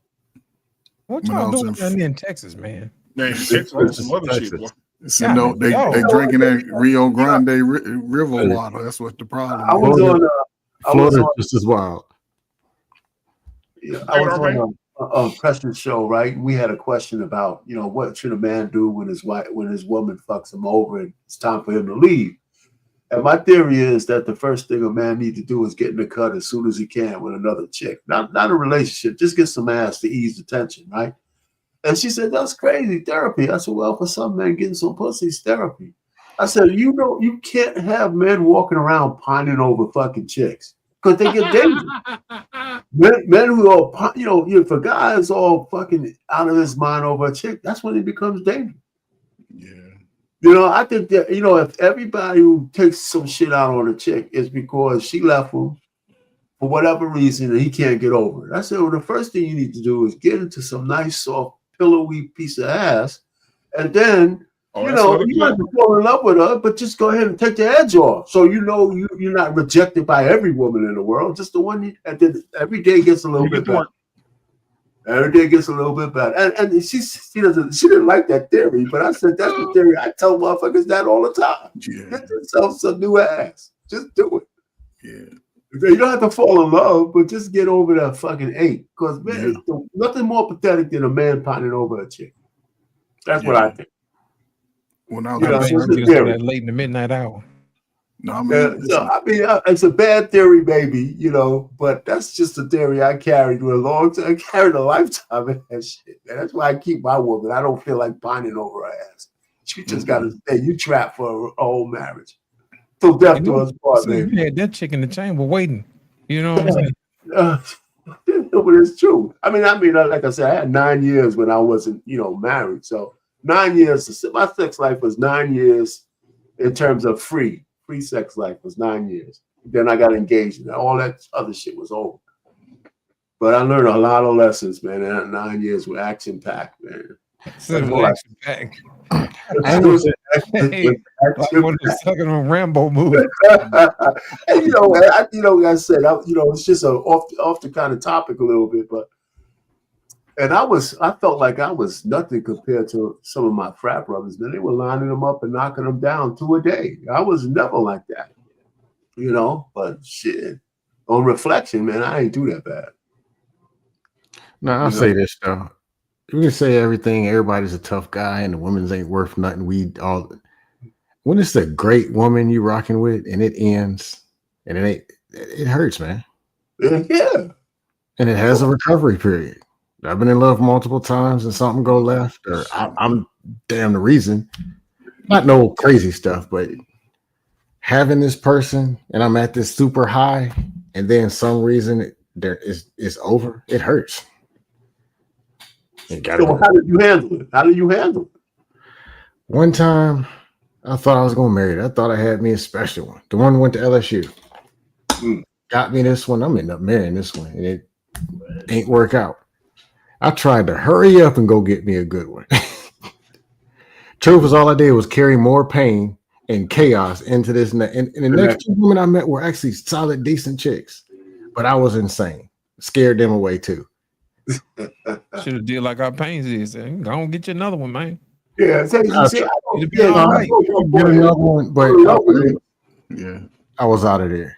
I had I to ain't saying don't have no attachment to nobody. Just go get your little 20 in the front, 40 in the back, however you want to do it. Just go and get it knocked off, and you know. Now, an actual So woman Scam, that how you old don't were you? I'm sorry. How old were you doing those relationships? 30. That was 33. Oh, not long ago, huh? Was I'm that your old. first time? When was your first time that you felt like you was in love? That time. Oh, That wow. time. Oh man. Yes. Okay. So that's some years later. Yes, I was real young, man. No, the thing, vagina, they all have one. And a lot of them are willing to hand it over. That's not that big of a deal. But this is a person I was thinking I'm gonna marry. Like, I really want this person. It wasn't just some vagina that could replace that. I hear you. You was in love. Yeah. But you know what? Listen, we kind of joking, but I don't think on these panels we talk about losing, this love for men, because we don't really get into those spaces. Because it happens to us at different ages. I was 19 when I fell head over heels for this chick. And I think part of my recovery is because I was so young. And I had some merciless frat brothers who wouldn't let me stay in that space. Yeah. You know what I'm saying? So but it happens to men at different ages, man. You can fall, but like I said, every man I know who had a girlfriend that it broke up, that he was really for, he goes through some shit, man.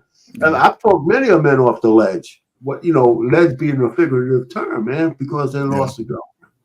This shit's getting to some nice, soft, pillowy piece of ass. I wasn't on the ledge. I wasn't on the ledge because it was a good experience. So it wasn't no sugar meat Sam is over there knocking it. It wasn't stole my car. It was nothing like that. It just didn't work. So I wasn't carrying all kind of baggage, chaos, and warfare. It wasn't like that. She.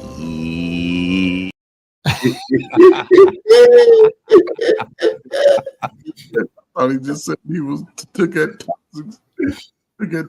relationship. So, would you consider getting married again today? I beg your pardon? Who? You. I never been married.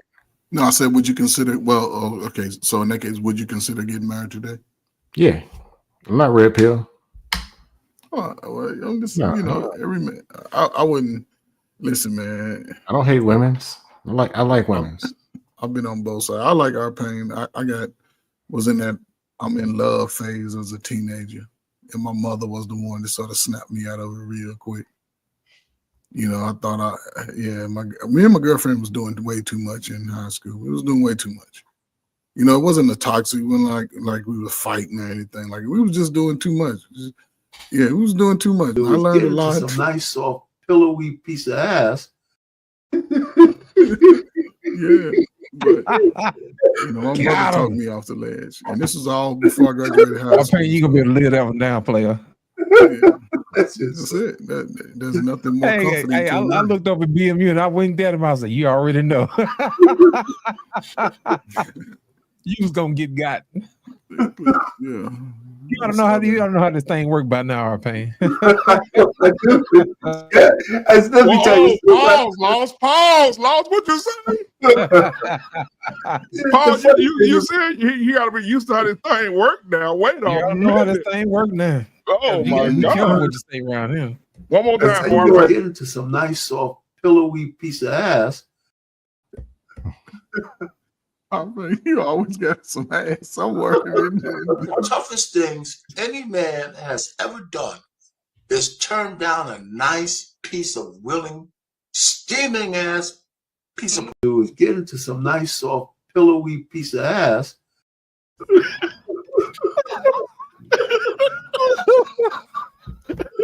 Just the montage for me, man. Look at it.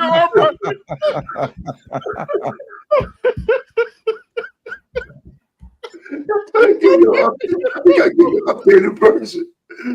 Oh, but I knew I had to. Well, as soon as you said it, Lost looked at me and winked once. I got to get her.